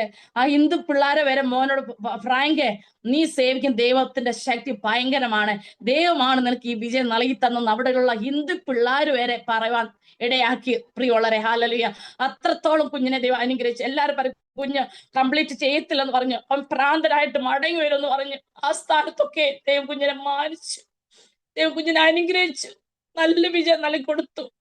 ഹല്ലേലൂയ. അതൊക്കെ ഓർക്കുമ്പോ എന്റെ അപ്പനെ എത്ര സ്നേഹിച്ചാലും എനിക്ക് മതി വരത്തില്ല. അത്രത്തോളം അപ്പന്റെ സ്നേഹം വലുതാണ്. ഹല്ലേലൂയ, സ്തോത്രം. അതിൽ ഇന്ത്യയിൽ എക്സാം എഴുതണം. കോവിഡ് കാലഘട്ടമായി 3 മാസം കോച്ചിങ്ങിന് പോയിട്ടുള്ളൂ. അവന് എക്സാം സമയത്ത് ഞാനും പപ്പയും കൂടെ പോയി. മോന്റെ എക്സാം സമയത്ത് മോൻ 6-7 വർഷം പ്രാവശ്യം എക്സാം എഴുതിയിട്ട് തോറ്റ കുഞ്ഞുങ്ങളുണ്ട്. മോനോടൊപ്പം പഠിക്കുന്നുണ്ടായിരുന്നു. എല്ലാ കുഞ്ഞുങ്ങളും പരീക്ഷ എഴുതിയിട്ട് പറഞ്ഞു ഭയങ്കര ടഫാണ്, PGക്ക് വരുന്ന ക്വസ്റ്റ്യൻസ് ആണ് വന്നിരിക്കുന്നത്, ഞങ്ങളൊന്നും എഴുതിയില്ലെന്ന് പറഞ്ഞു. ഉച്ച കഴിഞ്ഞുണ്ടായിരുന്നു. ഞങ്ങൾ പറഞ്ഞു, മോനെ ഉച്ച കഴിഞ്ഞുള്ള ഈസി ആയിരിക്കുന്നു. അതും ഭയങ്കര ടഫായിരുന്നു. പപ്പ ഞാൻ തോറ്റുപോകുന്നു തോന്നുന്നു പപ്പ, എനിക്ക് എന്തോ ഞാൻ ഒന്നും എഴുതിയില്ല. ആ സമയത്ത് മോൻ പറഞ്ഞു, പപ്പ എന്നോട് ആരോ ഉള്ളിൽ ഇന്ന് പറയാണ്, ടിക്ക് ചെയ്ത് ഇന്നത് ആൻസർ ചെയ്യാൻ പറയുന്നു, ഇന്നത് കാണിച്ചു കൊടുത്തിട്ട് പറയാണ് ആൻസർ ചെയ്യാം. മോൻ അതെല്ലാം ആൻസർ ചെയ്തു. അത്ഭുതം എന്ന് പറയട്ടെ, റിസൾട്ട് വന്നു. 12,000 പേര് ആ വർഷം പരീക്ഷ എഴുതിയിൽ 1,500 പിള്ളേരാണ് ജയിച്ചത്. ട്രിവാൻഡ്രത്ത് 350 പിള്ളേർ കോച്ചിങ്ങിനുണ്ടായിരുന്നു. അതിൽ 10 പിള്ളേരാണ് ജയിച്ചത്. ആ 10 പിള്ളേരിനകത്തായിട്ട് മോന് നല്ല വിജയം ദൈവം നൽകി കൊടുത്തു. പ്രിയമുള്ളവരെ, ഹല്ലേലൂയ. മോൻ പറഞ്ഞു, ഒരു സബ്ജക്റ്റ് മോൻ പഠിക്കാതെ പോയ സബ്ജക്റ്റ് ഉണ്ടായിരുന്നു, 30 മാർക്കിന്റെ, അതിന് 28 മാർക്ക് മോന് കിട്ടി. അവൻ പറഞ്ഞു, മമ്മി പപ്പ എനിക്ക് എങ്ങനെ ആ മാർക്ക് കിട്ടിയത് എനിക്ക് തന്നെ അറിയത്തില്ല പപ്പ മമ്മി എന്ന്. അപ്പൊ ഞങ്ങൾ മോനോടും പറയും, മോനെ കർത്താവിന്റെ സ്നേഹമാണ്, നിന്നോടുള്ള ദൈവത്തിന്റെ സ്നേഹമാണ്, അപ്പന് വേണ്ടി നീ നിൽക്കണം, ഉള്ളവനാണ്. എപ്പോഴും ഞാൻ മോനോട് ഇപ്പോഴും ഞാൻ പറഞ്ഞു, മോനെ നീ ദൈവത്തിനുള്ളവനാണ്, ദൈവത്തിന്റെ വേല ചെയ്യേണ്ടവനാണ്, കർത്താവ് അനേർക്ക് നീ തണലായി തീരണം. അത് ഞാൻ എപ്പോഴും എനിക്ക് മോന് തരാൻ എനിക്കിത് മാത്രമേ ഉള്ളൂ മോനെ എന്ന് ഞാൻ പലപ്പോഴും മോനോട് പറയും. അങ്ങനെ മോനെ പാസ്സായി. ഡൽഹിയിലുള്ളവരെല്ലാം പറയും, മോനെ നീ ഡൽഹി വന്ന് കോച്ചിങ് എടുക്കണം, നീ എങ്ങനെ പാസ്സായി എന്നുള്ളത് മറ്റുള്ള കുഞ്ഞുങ്ങൾക്ക് ക്ലാസ് എടുക്കാന്ന് പറഞ്ഞു മോനെ ക്ഷണിക്കുവാൻ തക്കണത് ഇടയാക്കി. പ്രിയമുള്ളവരെ, അങ്ങനെ ഇരിക്കുമ്പോ മോന് ട്രിവാൻഡ്രത്ത് തന്നെ ജനറൽ ഹോസ്പിറ്റലിൽ മോന് ഇന്റേൺഷിപ്പിന് വേണ്ടി മെമ്മോ വന്നു, ഇത് കത്ത് വന്നു. ആ രാത്രി മോൻ കോവിഡ് പോസിറ്റീവായി. മോൻ ഒത്തിരി കരയാൻ തുടങ്ങി. രാത്രിയിൽ ഒരു 10-12 മണിയാവും. ഞാനും പപ്പയും മോനും മാത്രമേ ഉള്ളൂ. പാസനേജിലാണ്, രാത്രിയാണ്. പൊട്ടി കരയാൻ തുടങ്ങി. പപ്പ ഞാൻ ഒത്തിരി സഹിച്ചു, ഒത്തിരി വേദന സഹിച്ചു. ഉക്കരയിലായാലും ചെറുപ്രായം മുതലായാലും കഷ്ടവും നഷ്ടവും വേദനയും മാത്രം. ഞങ്ങളുടെ ഈ ജീവിതം ഇങ്ങനെയുള്ള ജീവിതം ആയപ്പോ ബന്ധുക്ക ചാച്ചക്കാർ മോനെ അധികം സ്നേഹിക്കത്തില്ലായിരുന്നു, ഹസ്ബൻഡ് വീട്ടുകാര്.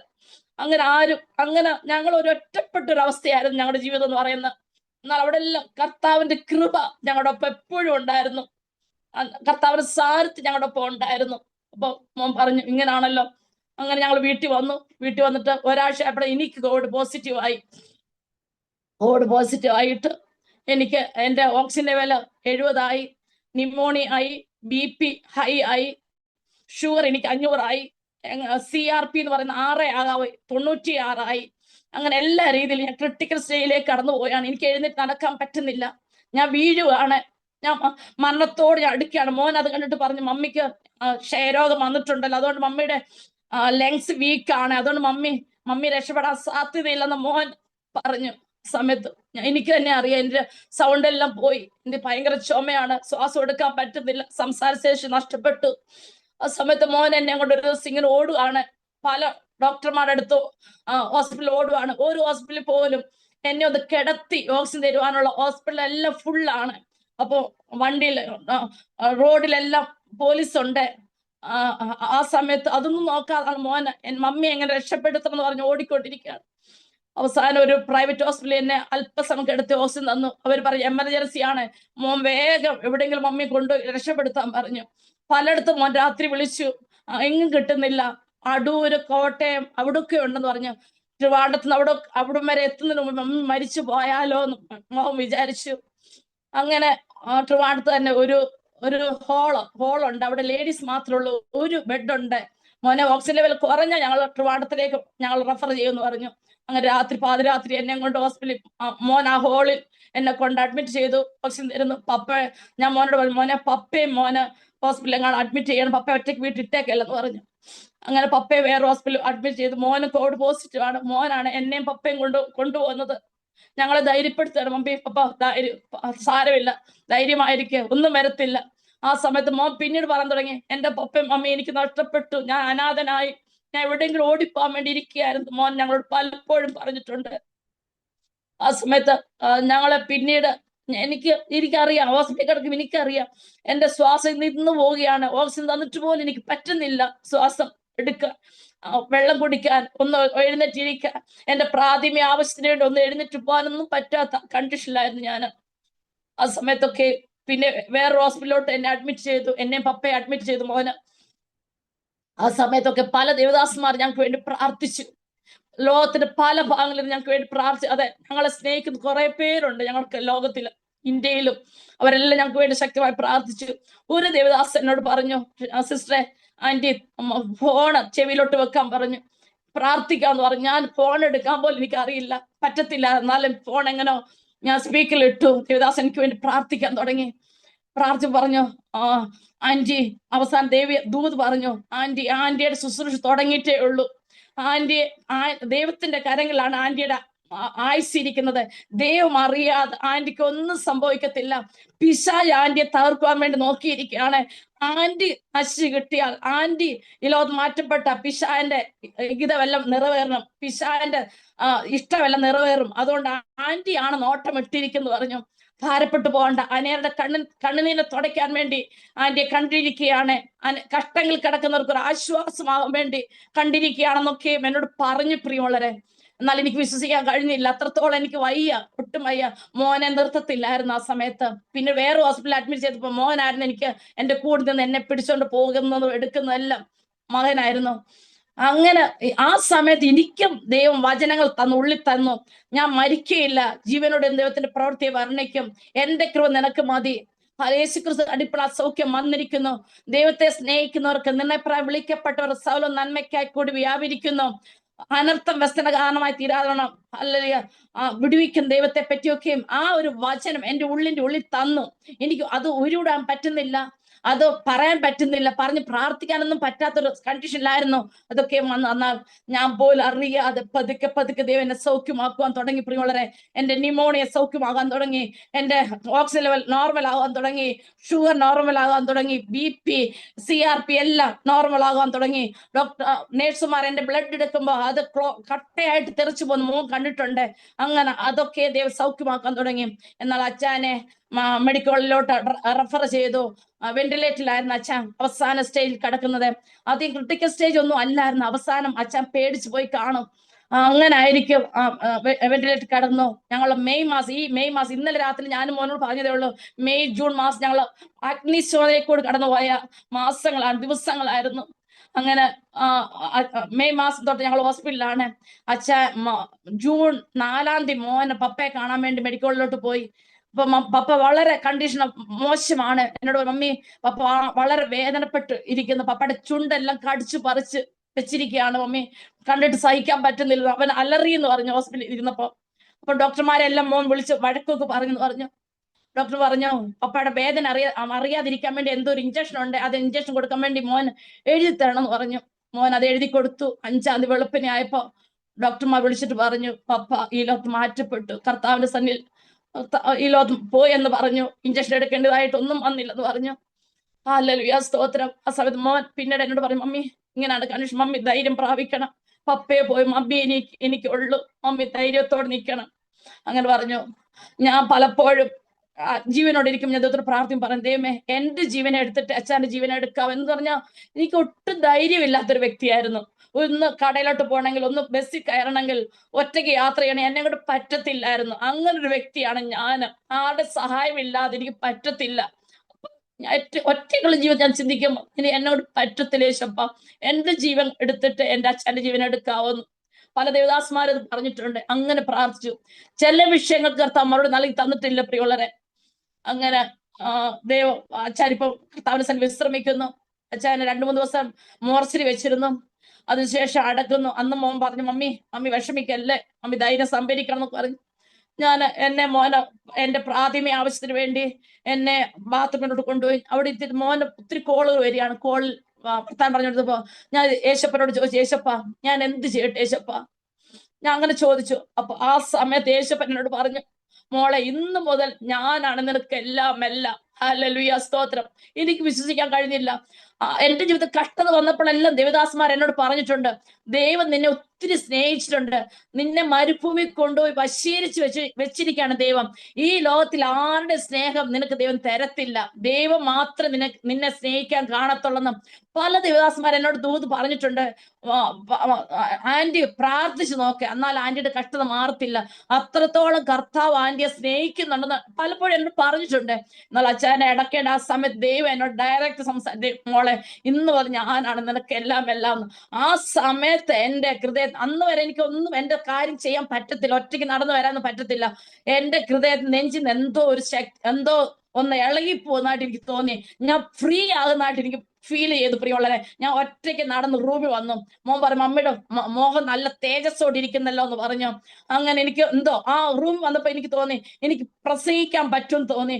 എന്നെ ആത്മാവനെ ദൈവം നിറയ്ക്കുന്നതായിട്ട് എനിക്ക് ഫീൽ ചെയ്തു. എനിക്ക് അവിടെ തുള്ളിച്ചാടാൻ തോന്നി പ്രിയമുള്ളവരെ. അത്രത്തോളം ദൈവസ്ഥാനത്ത് ഞാൻ അച്ഛനെ അടക്ക ദിവസം ഞാൻ അനുഭവിച്ചു. ഹല്ലേലൂയ, സ്തോത്രം. അതെ, നമ്മൾ മനുഷ്യരീതി പലതും ചിന്തിക്കും. നമ്മൾ ഒറ്റയ്ക്കാണ്, എങ്ങനെ ജീവിക്കും, എങ്ങനെ മുന്നേറുന്നൊക്കെ നമ്മൾ ചിന്തിക്കും. ഇല്ല, മനുഷ്യ ബുദ്ധിക്ക് അതീതമായി നമ്മളെ നടത്തുവാൻ മതിയായ ദൈവമാണ് ഞാൻ നിങ്ങളെ സേവിക്കും ദൈവം എന്ന് പറയുന്നത്. ഹല്ലേലൂയ. പപ്പയുടെ അടുത്ത് കഴിഞ്ഞു. അതിനുശേഷം വീട്ടിൽ എന്നെ കൊണ്ടുവന്നു. ഡോക്ടർ പറഞ്ഞു, മോൻ എത്രത്തോളം കെയർ ചെയ്യണം അത്രത്തോളം കെയർ ചെയ്യണം, അല്ലെങ്കിൽ മമ്മിയുടെ അത്രത്തോളം മമ്മി അത്രയും ബലഹീനമാണെന്ന് പറഞ്ഞു. വീട്ടിൽ വരുമ്പോൾ എന്റെ സൗണ്ടൊക്കെ അടഞ്ഞ സൗണ്ട് ആയിരുന്നു. പാടുമ്പോഴും വർത്താനം പറയുമ്പോഴൊക്കെ വാക്കുകളെല്ലാം ഇതായി പോകുമായിരുന്നു, കട്ടായി പോകുമായിരുന്നു. ഞാൻ ചിന്തിച്ചിട്ടുണ്ട്, ദൈവമേ ഇനി പഴയതുപോലെ എനിക്ക് പ്രാർത്ഥിക്കാൻ കഴിയുമോ, സാക്ഷിക്കാൻ പറ്റുമോ, പ്രസംഗിക്കാൻ പറ്റുമോ, അങ്ങനെ ഞാൻ ചിന്തിച്ചിട്ടുണ്ട്. എന്നാൽ ദൈവം എന്നെ പതുക്കെ ദൈവം എന്നെ സൗഖ്യമാക്കി. വീട്ടിൽ വിടുമ്പോൾ 500 ഉണ്ടായിരുന്നു ഷുഗർ. ഡോക്ടർ പറഞ്ഞു ഷുഗറുള്ള മരുന്ന് കഴിച്ചേ പറ്റുള്ളൂ എന്ന് പറഞ്ഞു. ഞാൻ മോനോട് പറഞ്ഞു, മോനെ ഇല്ല ഞാൻ കഴിക്കത്തില്ല, ദൈവം എന്നെ സൗഖ്യമാക്കുമെന്ന് പറഞ്ഞു. എനിക്ക് ഒരു ഗുളിക പോലും എടുക്കേണ്ടതായിട്ട് വന്നില്ല പ്രിയമുള്ളവരെ.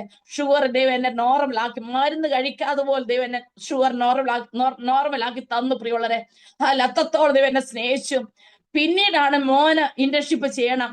അപ്പം എന്റെ വീട്ടുകാരൊന്നും അധികം പേരൊന്നും വന്നില്ല എന്നെ കാണാനൊന്നും. ഹസ്ബൻഡ് മരിച്ചിട്ട് പോലും വന്നില്ല. ഞാൻ ബന്ധുക്കസിലായത് ആർക്കും ഇഷ്ടമല്ലായിരുന്നു. എല്ലാത്തിനും മാറ്റി നിർത്തുന്ന അവസ്ഥയുണ്ടായിരുന്നു. അച്ഛന്റെ വീട്ടുകാർ മോൻ പോയി കൊണ്ടുവന്നു. ഒരു ദിവസം വന്നു അവരും, പിന്നെ ആരും വന്നില്ല. എന്നാ ദൈവമക്കളൊക്കെ ഇഷ്ടം പോലെ എന്നെ കാണാൻ വന്നു. എനിക്ക് വേണ്ടതൊക്കെ നൽകി തന്നു. ഞങ്ങൾക്ക് വേണ്ടതൊക്കെ, മോന് വേണ്ടതൊക്കെയും ദൈവം പല ദേവദാസന്മാരിൽ കൊടുക്കുകയും സാമ്പത്തികമായ എല്ലാം. മൂത്ത ചേച്ചിയും സാമ്പത്തികമായി ഞങ്ങളെ സഹായിച്ചു. ആരും വീട്ടിൽ വന്നില്ല, കോവിഡിനെ പേടിച്ചിട്ട്. അങ്ങനെ മോൻ ഇന്റേൺഷിപ്പ് ചെയ്യണം. അപ്പം പലരും പറയുന്നു, അച്ഛൻ്റെ വീട്ടുകാരും പലരും പറഞ്ഞു, ഞാൻ കേട്ടു, ഇനി ഡോക്ടറാന്ന് കാണാം, ഇന്റേൺഷിപ്പ് ചെയ്യാതെ എങ്ങനെ ഡോക്ടർ ആകും. അവര് നമ്മളെ സമാധാനിപ്പിക്കാൻ വന്നവർ പറയാണ്, ആ ദിവസം വീട്ടിൽ ഇരുന്ന് പറയാണ്, ഇങ്ങനെ ബന്ധുക്കോസുകാരാണ്. അപ്പോഴും ഞാൻ മോനോട് പറയും, മോനെ ഭാരപ്പെടും. മോൻ എന്നോട് പറയും, മമ്മി ഭാരപ്പെടണ്ട മമ്മി, ഞാൻ എവിടെയെങ്കിലും പോയി ജോലി ചെയ്തിട്ടായാലും. അപ്പൊ ഉക്രൈൻ പഠിച്ച പിള്ളേർക്ക് കേരളത്തിൽ എക്സാം എഴുതണമെങ്കിൽ 1.5 ലക്ഷം രൂപ കൊടുക്കണം, ഇന്ത്യയിൽ എഴുതാൻ 60,000 രൂപ കൊടുക്കണം. ആ സമയത്ത് അങ്ങനെ റൂൾ ഉണ്ടായിരുന്നു ഇന്റേൺഷിപ്പ് ചെയ്യണമെങ്കിൽ. അപ്പൊ മമ്മി ഭാരപ്പെടും, മമ്മിയുടെ ഹെൽത്ത് മമ്മി നോക്കുക എന്ന് പറഞ്ഞിട്ട് മോൻ പോയി. അപ്പൊ അങ്ങനെ ഇരുന്ന് ആ ഡിസംബർ മാസം മോന്റെ ബർത്ത്ഡേ ആണ്.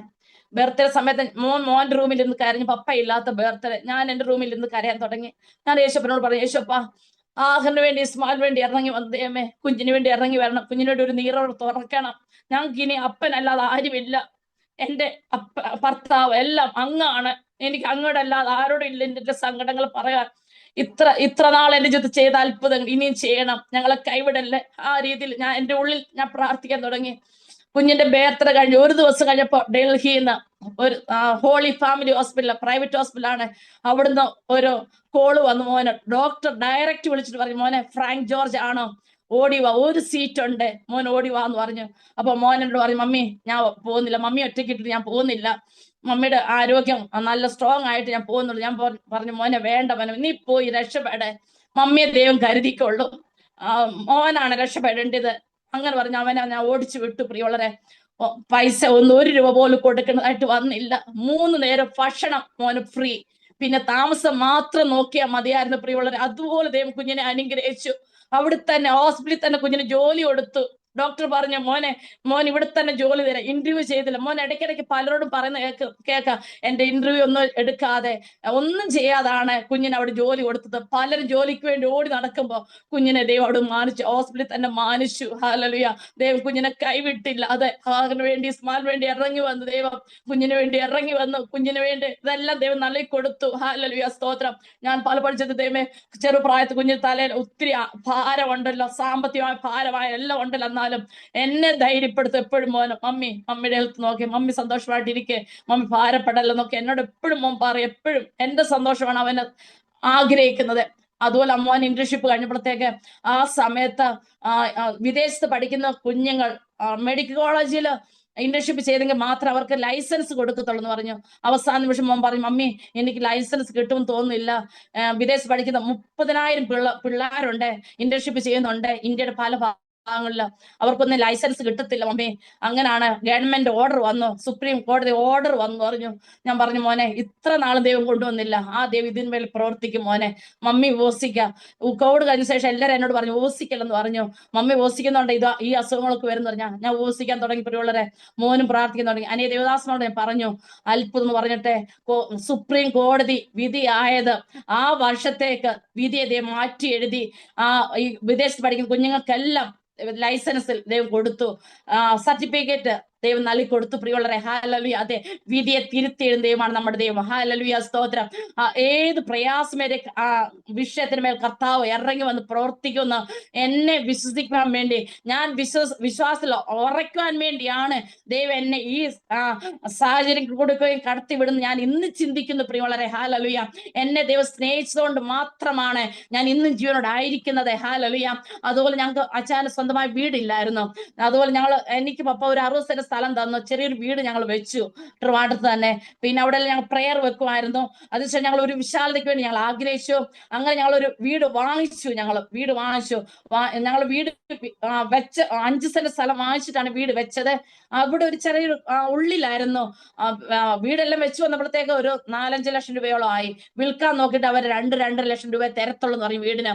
അവസാനം ഞാൻ ഇതുപോലെ എഴുതിയിട്ട് പ്രാർത്ഥിക്കാൻ തുടങ്ങി, ദൈവമേ 5 ലക്ഷം അതിൽ കൂടി തന്ന കർത്താവിന്റെ നാമത്തിന് വേണ്ടി അതിന്റെ ദശാംശം മാറ്റി കൊടുക്കാന്ന് പറഞ്ഞാൽ ഉപവസിക്കാനും പ്രാർത്ഥിക്കാനും തുടങ്ങി. പ്രിയമുള്ളവരെ, അത്ഭുതം പറഞ്ഞ 5 ലക്ഷം രൂപ അതിന് കിട്ടി. വേറെ വീട് ഞങ്ങൾ പോയി കണ്ടു. ആ വീട് വാങ്ങണമെങ്കിൽ ഞങ്ങൾക്ക് എഗ്രിമെന്റ് എല്ലാം കൂടി 9 ലക്ഷം രൂപയോളം വേണം. ഇതിന്റെ 2 ലക്ഷം രൂപ ഞങ്ങൾക്ക് അഡ്വാൻസ് കിട്ടി. പിന്നെ ഞങ്ങളത് വാങ്ങുന്ന വീടിന് കൊടുത്തു. പിന്നെ വീട് അത് ഞങ്ങൾ വിൽക്കുന്നത് 6 മാസത്തേക്കും ഞങ്ങൾ വാങ്ങുന്നത് 4 മാസത്തേക്കാണ് ഞങ്ങൾ എഴുതിയത്. 4 മാസം കഴിയാറായി, പൈസ ഇല്ല. വീട് ഞങ്ങൾക്ക് സ്വന്തമാക്കണം. മറ്റേത് 6 മാസം കഴിഞ്ഞിട്ട് ഞങ്ങളുടെ പഴയ വീടിന്റെ പൈസ കിട്ടത്തുള്ളൂ. അവർ ആ വീട് വിൽക്കും, എന്നിട്ട് കിട്ടത്തുള്ളൂ. എന്ത് ചെയ്യട്ടെ? ആ സമയത്തൊന്നും ഫോൺ സൗകര്യങ്ങളൊന്നുമില്ല. ഞാനന്ന് ഡെയിലി ഞാൻ ബൈബിൾ കോളേജിൽ പോകുമായിരുന്നു. വചനം പഠിച്ചിട്ട് വന്നിട്ട് ഞാൻ വിചാരിച്ചു, ഇന്ന് എനിക്ക് കുറെ നേരം ഇന്ന് പ്രാർത്ഥിക്കണം. ഞാൻ ചിന്തിച്ചു, വീട് വാങ്ങുവാൻ വേണ്ടി, സാമ്പത്തികം ലഭിക്കാൻ വേണ്ടി. അപ്പൊ ഹസ്ബൻഡ് സ്കൂളിൽ നിന്ന് വിളിച്ചിട്ട് പറഞ്ഞു, പൈസ ഒന്നും കിട്ടുന്നില്ല, എന്തോ 1 ലക്ഷം രൂപയ്ക്ക് എത്രയും പലിശക്കാണ് പൈസ കിട്ടുന്നത്. ഞാൻ പറയാം, അതൊന്നും പലിശക്കൊന്നും പൈസ വാങ്ങിക്കണ്ട, അല്ലാതെ മതി, അല്ലെങ്കിൽ നമുക്ക് വീട് വാങ്ങണ്ട. പല ദേവദാസന്മാർ ഞങ്ങളോട് പറഞ്ഞു, സാറേ അവസാനം ഇത് വീട് വാങ്ങണമെന്ന് വരെ നമുക്ക് തോന്നും, എന്നാൽ കർത്താവ് നിങ്ങൾക്ക് വേണ്ടി ഒരുക്കി വെച്ചിട്ട് വീടാണ്, നിങ്ങൾ പ്രാർത്ഥിച്ചുകൊണ്ടിരിക്കണം എന്ന് പറഞ്ഞു. അതൊക്കെ എന്റെ ഉള്ളിലുണ്ട്. അപ്പൊ ആ സമയത്ത് എനിക്ക് ഞാൻ പ്രാർത്ഥിക്കാൻ വന്ന് ഞാൻ എന്ത് ചെയ്യുന്നു, ആഹാരം കഴിച്ചില്ല, ഞാൻ കിടന്നുറങ്ങിപ്പോയി. ഉറങ്ങി എഴുന്നേൽപ്പോഴത്തേക്ക് അച്ഛൻ വീണ്ടും വിളിച്ചിട്ട് എന്നെ പറഞ്ഞു, സ്കൂളിൽ നിന്ന് സാർമാർ, കത്തോലിക്ക സ്കൂളാണ്, 3 ലക്ഷം രൂപ സാറ് തന്നു, എഗ്രിമെന്റ് ഒന്നും എഴുതാതെ, എപ്പോഴും സാറിന് ഇനി എപ്പോഴെങ്കിലും പൈസ കിട്ടുമ്പോ തന്നാ മതി എന്ന് പറഞ്ഞു ഹസ്ബൻഡ് 3 ലക്ഷം രൂപ കൊടുത്തു. ആ സ്കൂളിലെ സാർമാരെല്ലാം പറഞ്ഞു, ഇന്ന് വരെ ഈ സ്കൂളിലെ അച്ഛന്മാരെ ഒരു സാർമാർക്ക് ഇതുപോലെ പൈസ കൊടുത്തിട്ടില്ല, ആദ്യത്തെ ഒരു ചരിത്രമാണ് ഇത്, ഇങ്ങനെ സാറിന് 3 ലക്ഷം രൂപ തരുന്നത്. ആ സ്കൂൾ ബന്ധുക്കോസുകാരെന്ന് പറയുന്ന അച്ഛൻ മാത്രമേ ഉള്ളൂ, ബാക്കി എല്ലാവരും കത്തോലിക്കരാണ്. 3 ലക്ഷം രൂപ കൊടുത്തു. പല കൂട്ടായ്മയിലുള്ളവര് ഞങ്ങൾക്ക് 1 ലക്ഷം രൂപ, അങ്ങനെ ഞങ്ങൾക്ക് എത്ര രൂപ ആവശ്യമായിരുന്നു അത്രയും രൂപ ദൈവം തക്ക സമയത്ത് ഞങ്ങളുടെ കരങ്ങൾ നൽകി തന്നു. പ്രിയമുള്ളവരെ, 1 രൂപ പോലും പലിശ കൊടുക്കാതെ. എന്നാൽ എന്റെ ആങ്ങളമാരോടൊക്കെ അവർക്കൊക്കെ ഇഷ്ടം പോലെ പണമുണ്ട്, ഞാൻ അവരുടെ മുമ്പിലൊന്നും കൈനീട്ടിയില്ല. എന്റെ ബന്ധുക്കാർ ചാച്ചക്കാരുടെ മുമ്പിലൊന്നും കൈനീട്ടാതെ ദൈവം തക്ക സമയത്ത് പണം നൽകി തന്നു. ആ ഭവനം ഞങ്ങൾ വാങ്ങിച്ചു. പിന്നെ ലോൺ എടുത്ത് കൊടുക്കേണ്ടവർക്കെല്ലാം പൈസ കൊടുക്കുവാൻ ദൈവം ഞങ്ങളെ സഹായിച്ചു. അതെ, ദൈവം നമ്മളെ മാനിക്കും ദൈവം, ഭവനം നൽകി തരും ദൈവം, അല്ല സാമ്പത്തിക നന്മളം തരുവാൻ ദൈവം ശക്തനായ ദൈവമാണ്. ഹാലലുയ. മോന് ഇന്റേൺഷിപ്പ് ഡൽഹി ചെയ്യുന്ന സമയത്ത് ഞാൻ ഒറ്റയ്ക്കായിരുന്നു 1 വർഷത്തോളം വീട്ടില്. ആ സമയത്തും ഞങ്ങളുടെ സഭയിലുള്ളവര്, ഞങ്ങൾ അവസാനിരുന്ന ട്രിവാൻഡ്രം സഭയിലുള്ളവര് എനിക്ക് വേണ്ടതെല്ലാം നൽകി തരുമായിരുന്നു. പ്രിയമുള്ളവരെ, ഞങ്ങൾ ആ സഭ 2 വർഷം ഇരുന്നു. 2 വർഷം ഞങ്ങൾക്ക് ഒന്നും വാങ്ങിക്കുന്നതായിട്ട് വന്നില്ല. ഞങ്ങൾ ചാർജ് എടുത്ത് ചെന്ന ആ സമയത്ത് ഒരു ചാക്കില് സാധനങ്ങള്, എന്നാൽ പാവപ്പെട്ട വിശ്വാസികളാണ് ഇവിടെ ഉള്ളത്. അവരെല്ലാം കൂലിവേലക്കാരാണ്, അവിടെയുള്ള വിശ്വാസികളെല്ലാം. ഹല്ലേലൂയ, സ്തോത്രം. അങ്ങനെ ആ ചാക്ക് തുറന്ന് നോക്കിയപ്പോഴത്തേക്ക് അതില് അരി, എന്തെല്ലാം അടുക്കള സാധനം ഉണ്ട്, അതിന് വേണ്ടതെല്ലാം ഉണ്ട്. അത് കൊണ്ടുവച്ചത് ആരാണെന്ന് അറിയാമോ? ഒരു മണ്ണ് വെച്ച് വീട്ടിൽ താമസിക്കുന്ന ഒരു സഹോദരനാണ് ആ സാധനം എല്ലാം കൊണ്ടുവച്ചത്. ഞങ്ങളുടെ കണ്ണ് നിറഞ്ഞു പോയി. ഇപ്പൊ അവർ നല്ലൊരു വീട് വെക്കുന്നുണ്ട്. അന്ന് തൊട്ട് ഞങ്ങൾ അവിടുന്ന് ഇറങ്ങുന്നിടം വരെ ഞങ്ങൾക്ക് വേണ്ടതെല്ലാം ദൈവം ദാനം ചെയ്തു. ഹല്ലേലൂയ. ഞങ്ങളുടെ ഒന്നും വെളിയിൽ നിന്ന് വാങ്ങിക്കാനായിട്ട് വന്നില്ല. മോൻ ഇന്റേൺഷിപ്പ് ചെയ്യുന്ന സമയത്തും എനിക്ക് ഡ്രസ്സ് പോലും അവർ വാങ്ങിച്ചുകൊണ്ട് വന്നു. ആഹാരത്തിന് ആഹാരം, എന്തെല്ലാം ഫ്രിഡ്ജ് വെക്കുന്ന രീതിയിൽ ഒരു ആഴ്ചത്തേക്കുള്ള, 1 മാസത്തേക്കുള്ളതൊക്കെ വിശ്വാസികൾ എനിക്ക് വേണ്ടി ചെയ്തു തന്നു. പ്രിയമുള്ളവരെ, ഹല്ലേലൂയ. അത്രത്തോളം ദൈവം എന്നെ മാനിച്ചു, അനുഗ്രഹിച്ചു. ഒറ്റയ്ക്കായിരുന്നിട്ട് പോലും ഒറ്റയ്ക്കാണെന്നുള്ള ഫീല് എന്റെ ജീവിതത്തിൽ ഉണ്ടായിട്ടില്ല. ഹല്ലേലൂയ. പലരും ഞാൻ കേട്ടിട്ടുണ്ട്, ഭർത്താക്കന്മാർ മരിച്ചു പോകുമ്പോ പല അഴുക്ക് സ്വപ്നങ്ങൾ കാണും. ഞാൻ ഇന്നൊരു അഴുക്ക് സ്വപ്നങ്ങൾ കണ്ടിട്ടില്ല. ഹല്ലേലൂയ. എന്നെ ദൈവം ധൈര്യപ്പെടുത്തിയിട്ടുണ്ട്. ഞങ്ങളുടെ വീടിന് ചുറ്റുമൊക്കെ മദ്യപിക്കുന്നവരുണ്ട്, ഞങ്ങളുടെ ഫ്രണ്ടിൽ കൂടെ മദ്യപിക്കുന്നവർ പോകാറുണ്ട്. അവരൊക്കെയും പറയും, ഞങ്ങളുണ്ട്, നിങ്ങൾക്ക് എന്ത് ആവശ്യം വന്നാലും ഞങ്ങളെ വിളിച്ചാൽ മതി, ഞങ്ങളുണ്ട്. എല്ലാവരും ഞങ്ങളെ സ്നേഹിക്കാൻ തുടങ്ങി, ഞങ്ങളെ കരുതുവാൻ തുടങ്ങി. പ്രിയമുള്ളവരെ, അത്രത്തോളം ദൈവം ഞങ്ങളെ പരിപാലിക്കുന്നു. ഹല്ലേലൂയ, സ്തോത്രം. അതെ, നമ്മുടെ ദൈവം നടത്തുവാൻ ശക്തനായ ദൈവമാണ്. നമ്മുടെ ജീവിതത്തിൽ പ്രതികൂലങ്ങൾ വരാം, പ്രതിസന്ധികൾ വരാം, വേദനകൾ വരാം, രോഗങ്ങൾ വരാം, ഇല്ലായ്മകൾ വരാം. അതൊക്കെയും ദൈവം നമ്മളെ തള്ളിക്കളഞ്ഞിട്ടല്ല. ഹല്ലേലൂയ. ദൈവം നമ്മളെ കാണാഞ്ഞിട്ടല്ല. ദൈവത്തിന് എന്നെ പറ്റിയും നിങ്ങളെ പറ്റി ഒരു ഉദ്ദേശം ഉണ്ടെങ്കിൽ, അതിനുമേൽ കർത്താവിന് നമ്മളെ ആവശ്യമുണ്ടെങ്കിൽ അത് നിറവേറാൻ വേണ്ടിയാണ് ഇതൊക്കെ നമ്മുടെ ജീവിതത്തിൽ ദൈവം അനുവദിക്കുന്നത്. ഹല്ലേലൂയ. അതിനുവേണ്ടിയാണ് ദൈവം നമ്മളെ ഇത് കൊടുക്കുകയും കടത്തി വിടുന്നത്. പരിശോധനകൾ വരുമ്പോ നീക്കുപോക്കും കർത്താവ് നൽകുവാൻ ശക്തനായ ദൈവമാണ് എന്റെ നിങ്ങളുടെ ദൈവം. ഹല്ലേലൂയ, സ്തോത്രം. പലപ്പോഴും ദൈവത്തിന് നന്ദി പറയാറുണ്ട്. ദൈവമേ, കഷ്ടത വന്ന നന്നായി, അനുഗ്രഹമായി. കഷ്ടത വന്നില്ലായിരുന്നെങ്കിൽ, രോഗം വന്നില്ലായിരുന്നെങ്കിൽ, ആൾക്കാർ എന്നെ ഒറ്റപ്പെടുത്തിയില്ലായിരുന്നെങ്കിൽ, ഞാൻ മനസ്സിലാക്കിയില്ലായിരുന്നെങ്കിൽ, ഒരിക്കലും എൻ്റെ അപ്പന്റെ സ്നേഹം ഞാൻ മനസ്സിലാക്കത്തില്ലായിരുന്നു. അപ്പന്റെ സ്നേഹം മനസ്സിലാക്കുവാൻ വേണ്ടിയാണ് ഇതൊക്കെ ദൈവം എന്റെ ജീവിതത്തിൽ അനുവദിച്ചത്. ഹല്ലേലൂയ. കോവിഡ് കാലഘട്ടത്തിലാണ് ഞാൻ പല ദേവദാസന്മാർ എനിക്ക് സൂമിൽ മെസ്സേജ് പറയാൻ, ഗൂഗിൾ മീറ്റിൽ മെസ്സേജ് പറയാൻ, ഫേസ്ബുക്ക് ലൈവിൽ മെസ്സേജ് പറയാൻ, ഗ്രൂപ്പുകളിൽ മെസ്സേജ് പറയാൻ അവസരങ്ങൾ എനിക്ക് ഒരുക്കി തന്നു. പ്രിയമുള്ളവരെ, എന്നെ ദൈവം പുറത്ത് കൊണ്ടുവന്നു. അതെ, ഹല്ലേലൂയ. അച്ഛൻ ഇന്നും ഉണ്ടായിരുന്നു. പല ദേവദാസന്മാർ പറഞ്ഞോട്ടെ, ഇന്നും സഹോദരി സഹോദരി പുറകെ നിൽക്കുമായിരുന്നു. അച്ഛനെ ദൈവം അറിഞ്ഞുകൊണ്ടാണ് എടുത്തത്. എന്നുള്ള ഷീവ എന്നുള്ള വ്യക്തിയെ പുറത്ത് ദൈവത്തിന് കൊണ്ടുവരണം. ഇങ്ങനെ ചെയ്തെങ്കിൽ മാത്രമേ ഷീവ എന്നുള്ള വ്യക്തി പുറത്ത് വരത്തുള്ളൂ. അതേ പ്രിയമുള്ളവരെ, കോവിഡ് വന്നത് എനിക്ക് വേണ്ടിയായിരുന്നു, എന്നെ പുറത്ത് കൊണ്ടുവരാൻ വേണ്ടിയായിരുന്നു. ഹല്ലേലൂയ. പല ഗ്രൂപ്പുകൾ എനിക്ക് അവസരം ഒരുക്കി തന്നു. എനിക്ക് തന്നെ അറിയത്തില്ല, വീട്ടിലിരുന്ന് ശുശ്രൂഷ ചെയ്യുന്ന രീതിയിൽ ദൈവം എനിക്ക് വേണ്ടി അവസരങ്ങളെ, സാഹചര്യങ്ങൾ അനുകൂലമാക്കി തന്നു. ദൈവത്തിന് അറിയാം, ഒരു ബസ് കയറി പോകാനുള്ള ധൈര്യം എനിക്കില്ല. എന്നാൽ ബസ് കയറാതെ ഒരു ചെലവില്ലാതെ വീട്ടിൽ തന്നെ ഇരുന്ന് ഒരാഴ്ച എനിക്ക് 3-4 മീറ്റിങ്ങുകൾ കാണും പ്രിയമുള്ളവരെ. അതുപോലെ ദൈവം എന്നെ അനുഗ്രഹിക്കുന്നുണ്ട്. പലപ്പോഴും എന്റെ കണ്ണ് നിറഞ്ഞു പോകാറുണ്ട്. ഹല്ലേലൂയ. എത്ര പ്രഗത്ഭന്മാർ, ഹല്ലേലൂയ, എത്ര ജ്ഞാനികൾ, എത്ര വിദ്യാഭ്യാസമുള്ളവർ, ഹല്ലേലൂയ, സ്ഫുടതയുള്ളവർ എല്ലാരും, ഹല്ലേലൂയ, അങ്ങനെ ഹല്ലേലൂയ സ്തോത്രം, പല ലോകരായി ജീവിക്കുമ്പോ അവർക്ക് നീ അവസരം കിട്ടാതിരിക്കുമ്പോ സ്ഫുടതയില്ലാത്ത, വാക്സാമർത്ഥ്യമില്ലാത്ത, ഒന്നിനും കഴിവില്ലാത്ത, എല്ലാരും തള്ളപ്പെട്ട, എല്ലാരും ഉപേക്ഷിച്ച് എന്നെ കർത്താവ് ഉപയോഗിക്കുന്നല്ലോ എന്ന് ഓർത്ത് ഞാൻ ദൈവത്തിന് നന്ദി പറയാറുണ്ട്. എത്ര ദൈവത്തിന് നന്ദി പറഞ്ഞാൽ എനിക്ക് മതി വരത്തില്ല. അത്രത്തോളം ദൈവം എന്നെ സ്നേഹിച്ചു. അല്ല, എന്റെ കുഞ്ഞുങ്ങളെ ദൈവം സ്നേഹിച്ചു. ഹല്ലേലൂയ. ഞങ്ങളുടെ ഭവനത്തെ ദൈവം സ്നേഹിച്ചു. ഹല്ലേലൂയ. ദൈവം തന്നല്ല അതൊന്നുമില്ല ഞങ്ങൾക്ക്. ഹല്ലേലൂയ. പുഴുവാനോ പ്രശംസിപ്പാനോ ഒന്നുമില്ല. ദൈവം നടത്തുന്നു. ഇനിയുള്ള കാലം അത്രയും കർത്താവിനെ അറിഞ്ഞ് ജീവിപ്പാൻ ആഗ്രഹിക്കുന്നു. കർത്താവിന്റെ ഇഷ്ടം അറിഞ്ഞ് അനേരുടെ കണ്ണിൽ തുടച്ചുകൊണ്ട് അനേർക്ക് ആശ്വാസമായിക്കൊണ്ട് നിൽക്കുവാനാണ് ഞാൻ ആഗ്രഹിക്കുന്നത്. ആരെല്ലാം കൈവിട്ടാലും കൈവിടാത്തൊരു ദൈവമുണ്ട്. ഹല്ലേലൂയ. ആരെല്ലാം ഉപേക്ഷിക്കാത്തൊരു ദൈവമുണ്ട്. ലോകാവസ്ഥ കൂടിയിരിക്കുന്ന ഒരു ദൈവമാണ് ഞാനും നിങ്ങൾ സേവിക്കുന്ന ദൈവം. യേശു നല്ലവണ്ണം നമ്മൾ രുചിച്ചറിയണം, അനുഭവിച്ചറിയണം. ഹല്ലേലൂയ. അതിനുവേണ്ടി നമ്മുടെ ജീവിതത്തിൽ പ്രയാസങ്ങൾ കടന്നു വരാം, പ്രതികൂലങ്ങൾ കടന്നു വരാം. നമ്മൾ തളർന്നു പോകരുത്, ദൈവത്തെ വേദനിപ്പിക്കരുത്, ദൈവത്തിൽ പൊറുകരുത്. ഹല്ലേലൂയ. ദേവദാസന്മാരെ നമ്മൾ കുറ്റം പറയരുത്. ഹല്ലേലൂയ. നമ്മുടെ കുറവായിരിക്കും നമ്മുടെ അനുഗ്രഹ തടസ്സം. ഹല്ലേലൂയ. നമ്മെ തന്നെ നമ്മൾ ശോധന ചെയ്യണം. എന്തുകൊണ്ട് കർത്താവേ എന്റെ ജീവിതത്തിൽ ഇത് വന്നു? കർത്താവിന്റെ വേല ചെയ്യാത്തോണ്ടാണോ? കർത്താവിന് ഇഷ്ടം ഞാൻ പ്രാർത്ഥിക്കാത്തോണ്ടാണോ ഇതൊക്കെ വരുന്നത്? നമ്മളെ തന്നെ ശോധന ചെയ്യണം. ഹല്ലേലൂയ. നമ്മൾ ആരെ കുറ്റം പറയരുത്. ഹല്ലേലൂയ.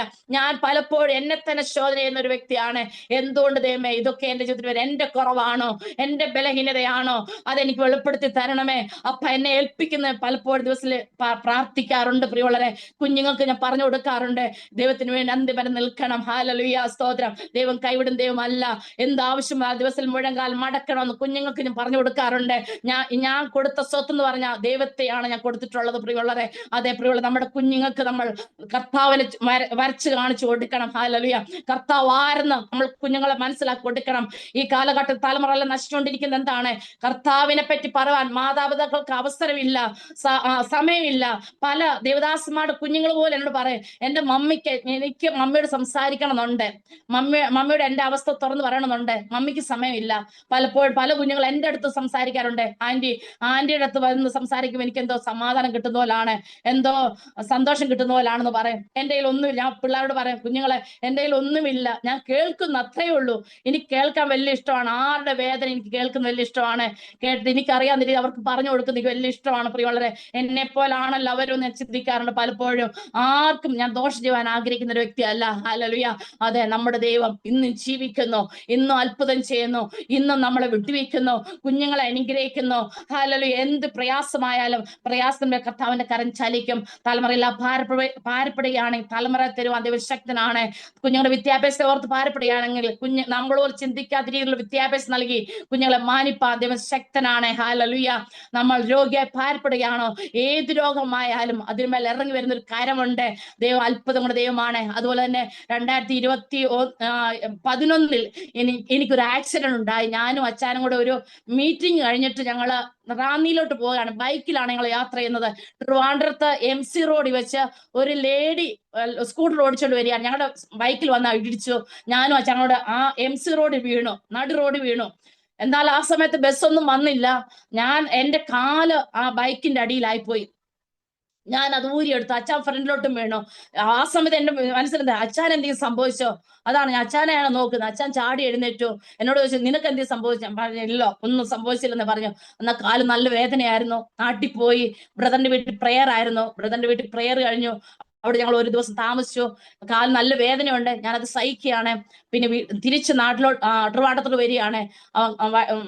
ഞങ്ങൾക്ക് പരിചയമുള്ള ചർച്ചിൽ ഞങ്ങൾ സൺഡേ ആയിരുന്നു, ആരാധനയ്ക്ക് വേണ്ടി പോയി. 10-25 സ്റ്റെപ്പ് കയറണം, എന്നിട്ട് ചർച്ച് ഉള്ളത്. സ്റ്റെപ്പ് കയറിപ്പോയി, കാല് നല്ല വേദന എടുക്കുന്നുണ്ട്. ആ പാസ്റ്റർ എന്ന് പറയുന്ന ഇച്ചിരി വൈദ്യം ഇതും കൂടെ അറിയാം, ചികിത്സിക്കുന്ന ആളാണ്. അവസാനം അച്ഛനെ പറഞ്ഞു, ഷീബയുടെ കാല് നോക്കിക്കേ, എന്തെങ്കിലും ഉടക്കിയിരിക്കുകയാണോ നോക്കി തൊട്ടോണ പാസ്റ്റർ പറഞ്ഞു ഷീബയുടെ കാലില് പൊട്ടലുണ്ട്, എളുപ്പം മെഡിക്കൽ കോളേജിലോട്ട് കൊണ്ടുപോയിക്കോളാൻ പറഞ്ഞു. അങ്ങനെ മെഡിക്കൽ കോളേജിൽ പോയപ്പോ കാലിന്റെ രണ്ട് വിരല് എന്റെ ഒടിഞ്ഞിരിക്കുകയായിരുന്നു പ്രിയമുള്ളവരെ.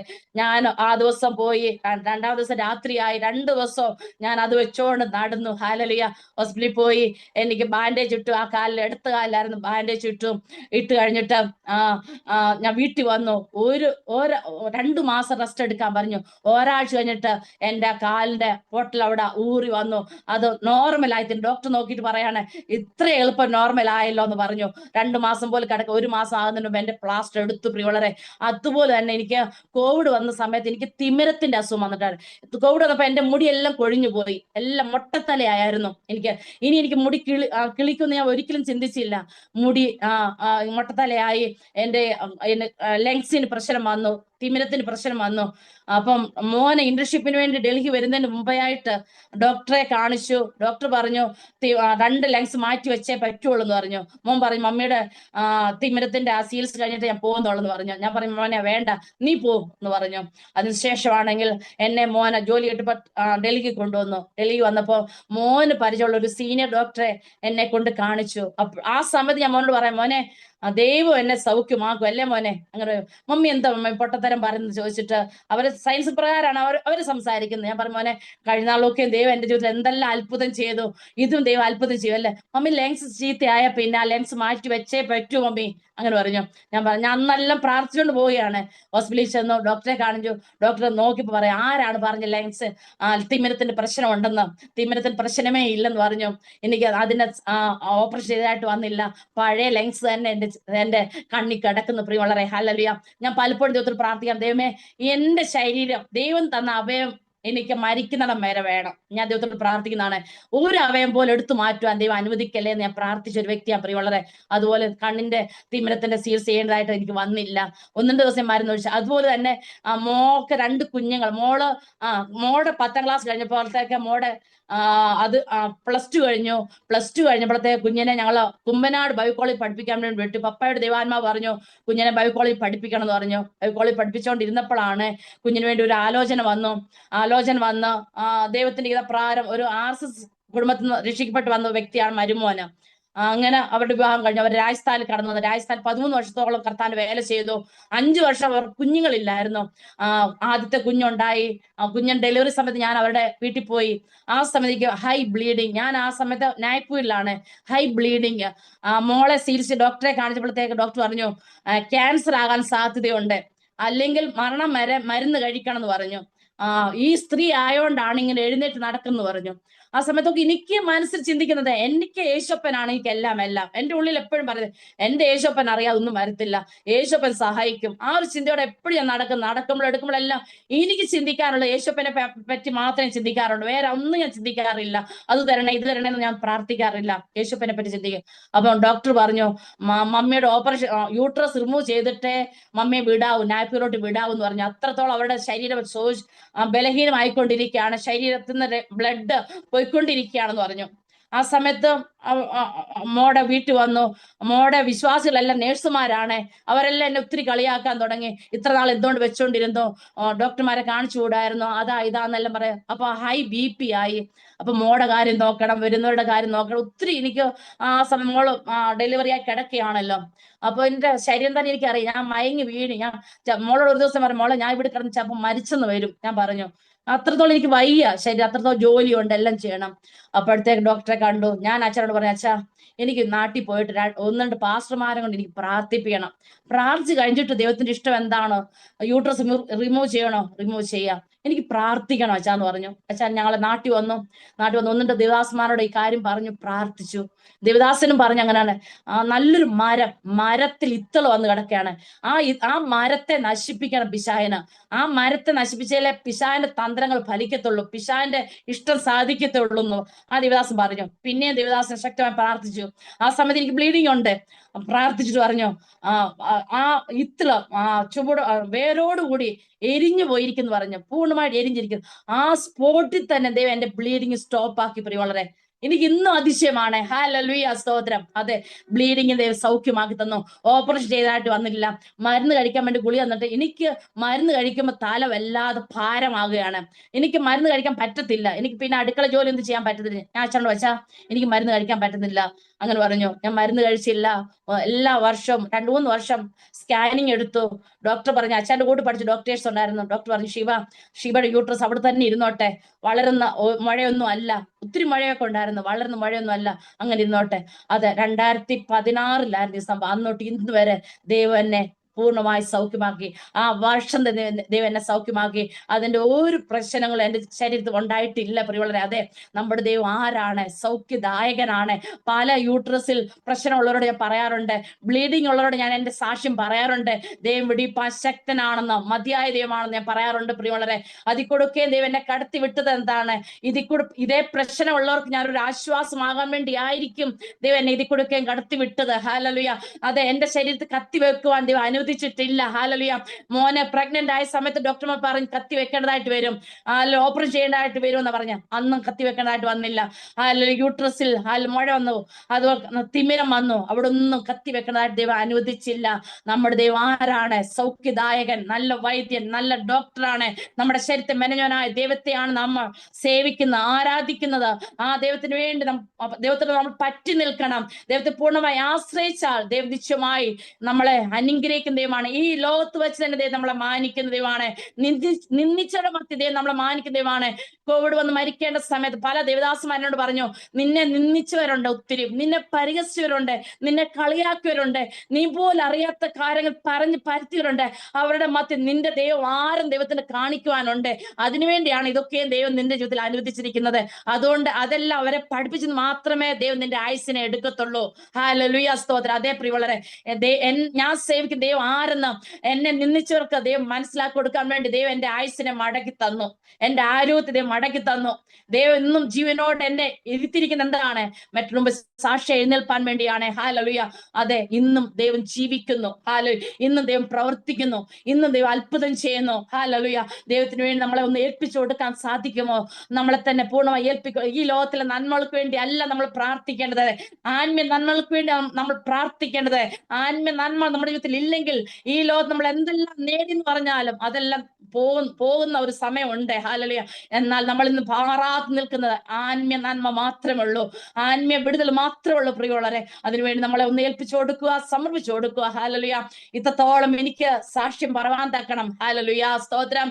ആരോമ TV ഹല്ലേലൂയ ചാനൽ എനിക്ക് വേണ്ടി അവസരം ഒരുക്കി തന്നു. ഹല്ലേലൂയ, സ്തോത്രം. അത് കർത്താവിന്റെ ദാസൻ പാസ്റ്റർ ദാനിയൽ ജോൺ പാസ്റ്ററിനുള്ള നന്ദിയും സ്നേഹത്തെ ഞാൻ അറിയിച്ചുകൊള്ളുന്നു. കർത്താവ് ദാസനെയും ഹല്ലേലൂയ പ്രവർത്തനങ്ങളെയും എല്ലാം ദൈവം ധാരാളമായിട്ട് അനുഗ്രഹിക്കുമാറാകട്ടെ. ആമേൻ, ആമേൻ, ആമേൻ. ആമേൻ, ആമേൻ, സ്തോത്രം. ദൈവസന്നിധിയിൽ ദൈവത്തിൻ്റെ പദ്ധതികൾ മനസ്സിലാക്കുവാൻ തക്കവണ്ണം പലപ്പോഴും നാം ആഗ്രഹിക്കുന്ന സമയത്ത് കഴിഞ്ഞു എന്ന് വരികയില്ല. കാരണം ദൈവം എന്ത് ചിന്തിക്കുന്നുവോ അത് മാത്രമാണ് നമ്മുടെ ജീവിതത്തിൽ അത് നിവർത്തിക്കപ്പെടുക. പലപ്പോഴും നാം ആഗ്രഹിക്കുന്നുണ്ട്, ഞാൻ ചിന്തിക്കുന്നത് പോലെ അല്ലെങ്കിൽ നമ്മൾ ചിന്തിക്കുന്നത് പോലെ നാം എടുത്ത തീരുമാനം പോലൊക്കെ കാര്യങ്ങൾ നടപ്പായാൽ അതൊരു പക്ഷെങ്കിൽ നന്നായിരിക്കും. അത് മാനുഷികമായ സ്വാഭാവികമായൊരു ബുദ്ധിയാണ്. നമ്മുടെ അറിവ് അത്രയുമേ ഉള്ളൂ.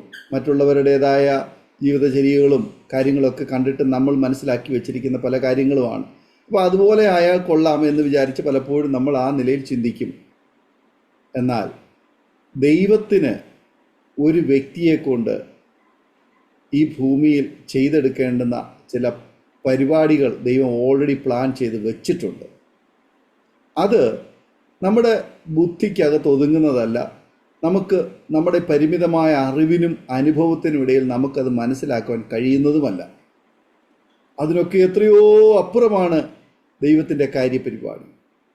അപ്പോൾ ദൈവത്തിൻ്റെ കാര്യപരിപാടി അനുസരിച്ച് കാര്യങ്ങൾ മുന്നോട്ട് പോകുമ്പോൾ ചില സന്ദർഭങ്ങളിലൊക്കെ നമുക്കത് വേദനാജനകമായി തോന്നാം. എന്നാൽ അത് താൽക്കാലികം മാത്രമാണ്. ദൈവത്തിൻ്റെ പദ്ധതി അത് നിത്യമായ പദ്ധതിയാണ്.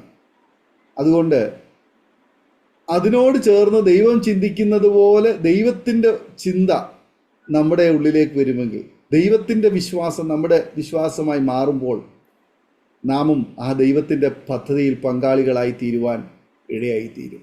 അങ്ങനെ വരുമ്പോൾ നമ്മുടെ നിന്ദകളും അപമാനങ്ങളും രോഗങ്ങളും ദുഃഖങ്ങളും വേദനകളും ദാരിദ്ര്യവും കഷ്ടപ്പാടും ഒക്കെ അതിൻ്റെ പുറന്തോടുകൾ മാത്രമാണ്, അതിൻ്റെ ഒരു ഭാഗം മാത്രമാണ്. അതിൻ്റെ അകത്തുള്ളതായ യാഥാർത്ഥ്യം നാം കാണുവാൻ അല്പം വൈകുമ്പോൾ പുറമേ നിന്നുള്ള വേദനകൾ നമ്മെ വല്ലാതെ വേദനിപ്പിക്കും. എന്നാൽ ആ യാഥാർത്ഥ്യത്തിലേക്ക് വരുമ്പോൾ അത് എത്ര അനുഗ്രഹിക്കപ്പെട്ട അനുഭവങ്ങളായിരുന്നു, എത്ര സന്തോഷകരമായ അനുഭവങ്ങളായിരുന്നു എന്ന് മനസ്സിലാക്കുവാൻ കഴിയും. പ്രിയ ഷീബാസിൻ്റെ ബാല്യകാലത്തിൽ ഒരുപാട് ഓർമ്മകൾ പറയുകയുണ്ടായി. ആ സമയത്തും ഒരു പ്രതീക്ഷയുമില്ലാത്ത ഒരു ജീവിതമായിരുന്നു. ഇവൻ പുലയനാർകോട്ട TB സെൻട്രൽ അഡ്മിറ്റായി കണ്ണിന് മുൻപിൽ കൂടെ കിടന്ന മറ്റു പലരും മരണം വഴിയായി സമപ്രായക്കാരൊക്കെ പോയപ്പോൾ അടുത്ത നിമിഷം മരണം മാത്രം പ്രതീക്ഷിച്ച് കിടക്കുന്ന ആ സമയത്ത് അവിടെ നിന്ന് കർത്താവ് പുറത്തു കൊണ്ടുവന്നെങ്കിൽ ദൈവത്തിൻ്റെ പദ്ധതി എത്ര വലുതാണ്. തീർന്നില്ലല്ലോ. പിന്നെ ഇങ്ങോട്ട് വരുമ്പോൾ സ്വന്തക്കാരിൽ നിന്നും ബന്ധുക്കളിൽ നിന്നും പെന്തക്കോസ്ത് സമൂഹത്തിൽ നിന്നും നാട്ടുകാരിൽ നിന്നും വീട്ടുകാരിൽ നിന്നും ഒക്കെ ഉണ്ടായിട്ടുള്ള ഒരുപാട് അവഗണനകൾ, ഒറ്റപ്പെടുത്തലുകൾ, അതും കഴിഞ്ഞ് കുടുംബത്തിൽ ഒരിക്കലും പ്രതീക്ഷിക്കാത്ത അൺഎക്സ്പെക്റ്റഡ് ആയിട്ടുള്ള സങ്കീർണമായ സാഹചര്യങ്ങൾ അഭിമുഖീകരിക്കേണ്ട സാഹചര്യങ്ങൾ വന്നു. അതിൻ്റെയൊക്കെ പിന്നിൽ കർത്താവിൻ്റെ ദാസി ഇടയ്ക്ക് ഓർപ്പിച്ചതുപോലെ ദൈവത്തിൻ്റെ ആ മഹാപദ്ധതിയിലേക്ക് നമ്മളെ കൊണ്ടുവരിക, കർത്താവിന് വേണ്ടി നിൽക്കുവാൻ നമ്മളെ ഒരുക്കിയെടുക്കുക എന്നുള്ളതായിരുന്നു ദൈവത്തിൻ്റെ പദ്ധതി. നമുക്ക് നമ്മുടെ ഭർത്താവ്, ഭാര്യ, മാതാപിതാക്കന്മാർ, മക്കൾ, നമ്മുടെ കുടുംബാംഗങ്ങൾ, രക്തബന്ധങ്ങൾ നമുക്ക് ഏറ്റവും പ്രിയപ്പെട്ടവരും ഏറ്റവും വിലപ്പെട്ടവരുമാണ്. അവരുടെ വേർപാട്, അവർ മാറി നിൽക്കുന്നത്, അവർ നമ്മളെ വേദനിപ്പിക്കുന്നത് നമുക്ക് ഉൾക്കൊള്ളുവാനോ അംഗീകരിക്കുവാനോ കഴിയുന്നതല്ല. എന്നാൽ ദൈവത്തിൻ്റെ പദ്ധതി എന്ന് പറയുമ്പോൾ വ്യക്തിപരമായ ചില കാര്യപരിപാടിയിൽ നമ്മെ ഉൾപ്പെടുത്തുക എന്നുള്ളത്.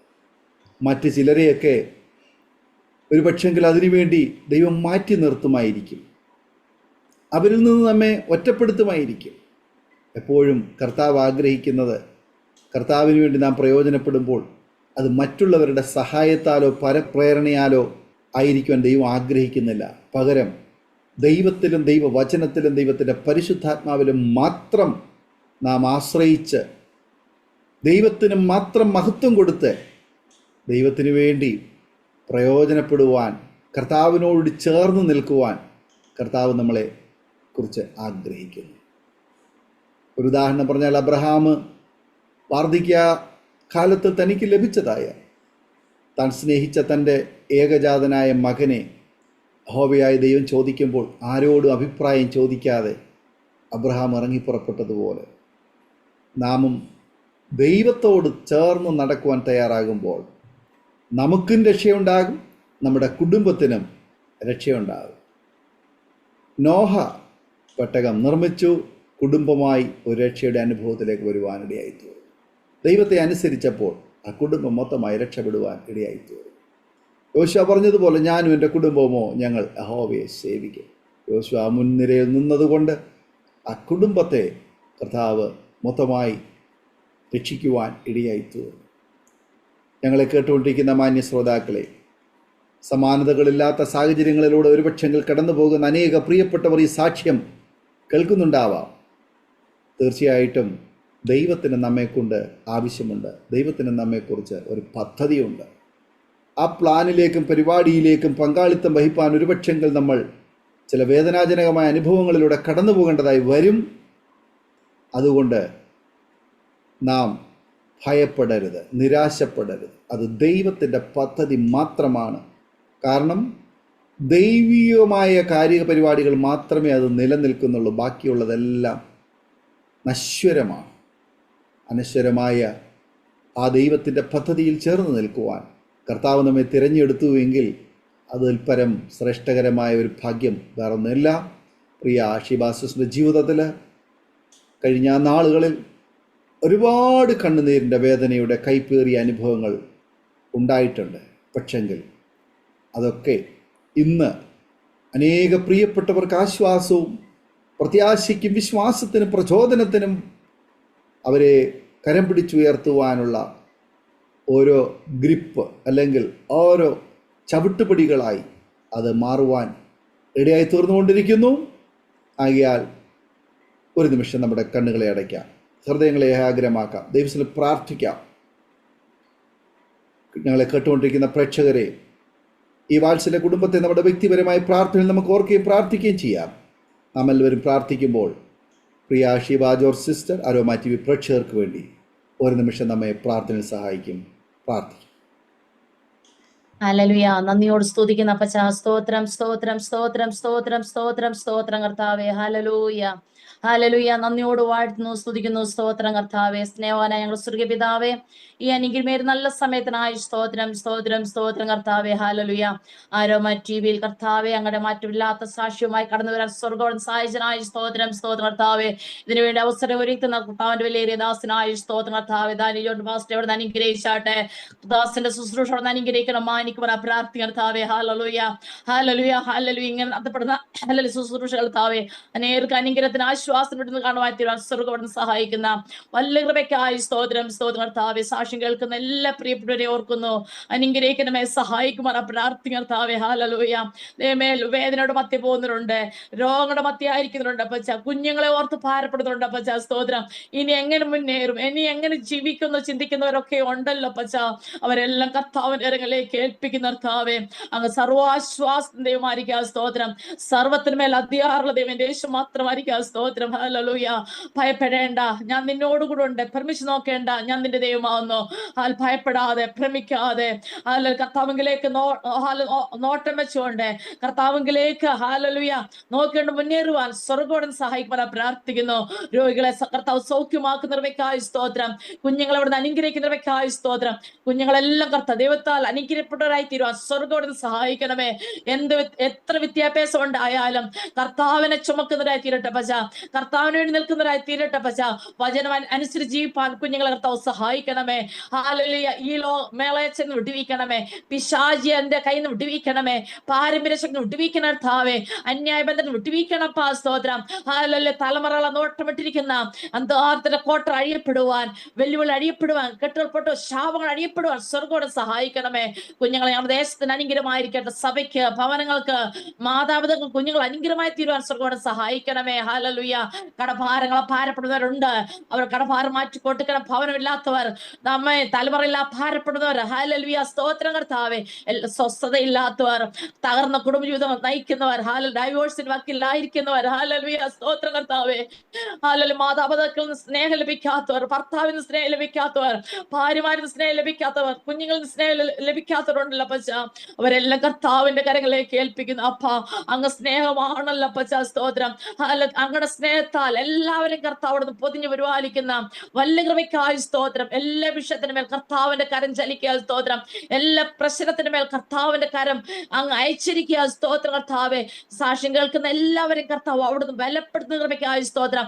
വിശ്വാസത്തിൽ ഉറപ്പുള്ളവരായി തീരുവാൻ സഹായിക്കണം. എന്ത് വന്നാലും എന്റെ അപ്പനെ മുറെ പിടിക്കട്ടെ പശ. അപ്പന് വേണ്ടി നിൽക്കുവാൻ, ദൈവത്തിൽ ആശ്രയം വെക്കുവാൻ, ഹല്ലേലൂയ, ദൈവത്തിൽ പറ്റിയിരിക്കുന്നവരായി തീരുവാൻ സഹായിക്കണമേ.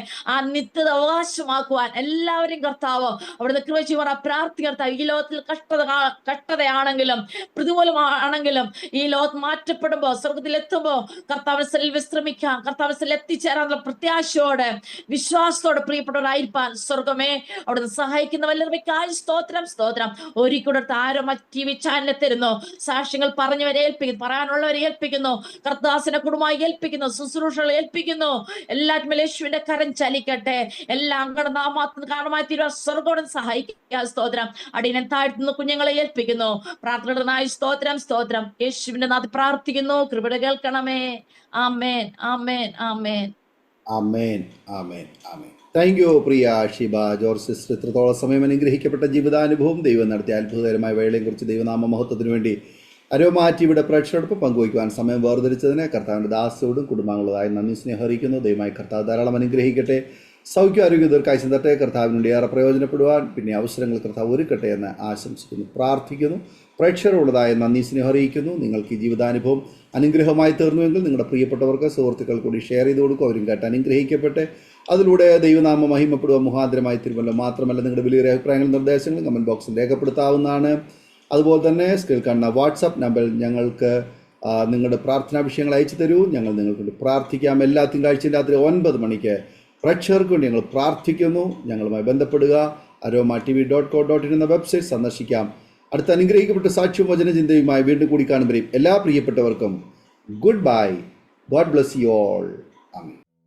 ഓർമ്മയുടെ മനോരഥത്തിൽ മായാത്ത ഓർമ്മയ്ക്കായി അരോമ മാട്രിമോണിയിൽ നിന്നും ജീവിത പങ്കാളിയെ കണ്ടെത്തൂ. നിങ്ങൾ ഒരു ക്രിസ്തീയ ജീവിത പങ്കാളിയെ അന്വേഷിക്കുകയാണോ? അതോ മക്കൾക്ക് അനുയോജ്യമായ ഒരു തക്ക തുണയ്ക്ക് വേണ്ടി പ്രാർത്ഥിക്കുന്ന വ്യക്തിയാണോ? എങ്കിൽ അരോമ മാട്രിമോണി നിങ്ങൾക്ക് വേണ്ടിയാണ്. ഇന്നു തന്നെ സൗജന്യമായി രജിസ്റ്റർ ചെയ്യൂ. അരോമ മാട്രിമോണിയുടെ പ്രത്യേകതകൾ: രജിസ്ട്രേഷൻ തികച്ചും സൗജന്യം. ലോകത്തെവിടെയുമുള്ള അനുയോജ്യമായ ക്രിസ്തീയ ജീവിത പങ്കാളിയെ തിരഞ്ഞെടുക്കാം. വിവാഹം നടക്കുന്നതുവരെ സർവീസ് ലഭിക്കുന്നു. ഏറ്റവും ചെറിയ പാക്കേജുകളും തിരഞ്ഞെടുക്കാം. അരോമ മാട്രിമോണി നിങ്ങൾക്കായി ഒരുക്കുന്നു വിവാഹം പരമാനന്ദം. Email aroma matrimony2020@gmail.com.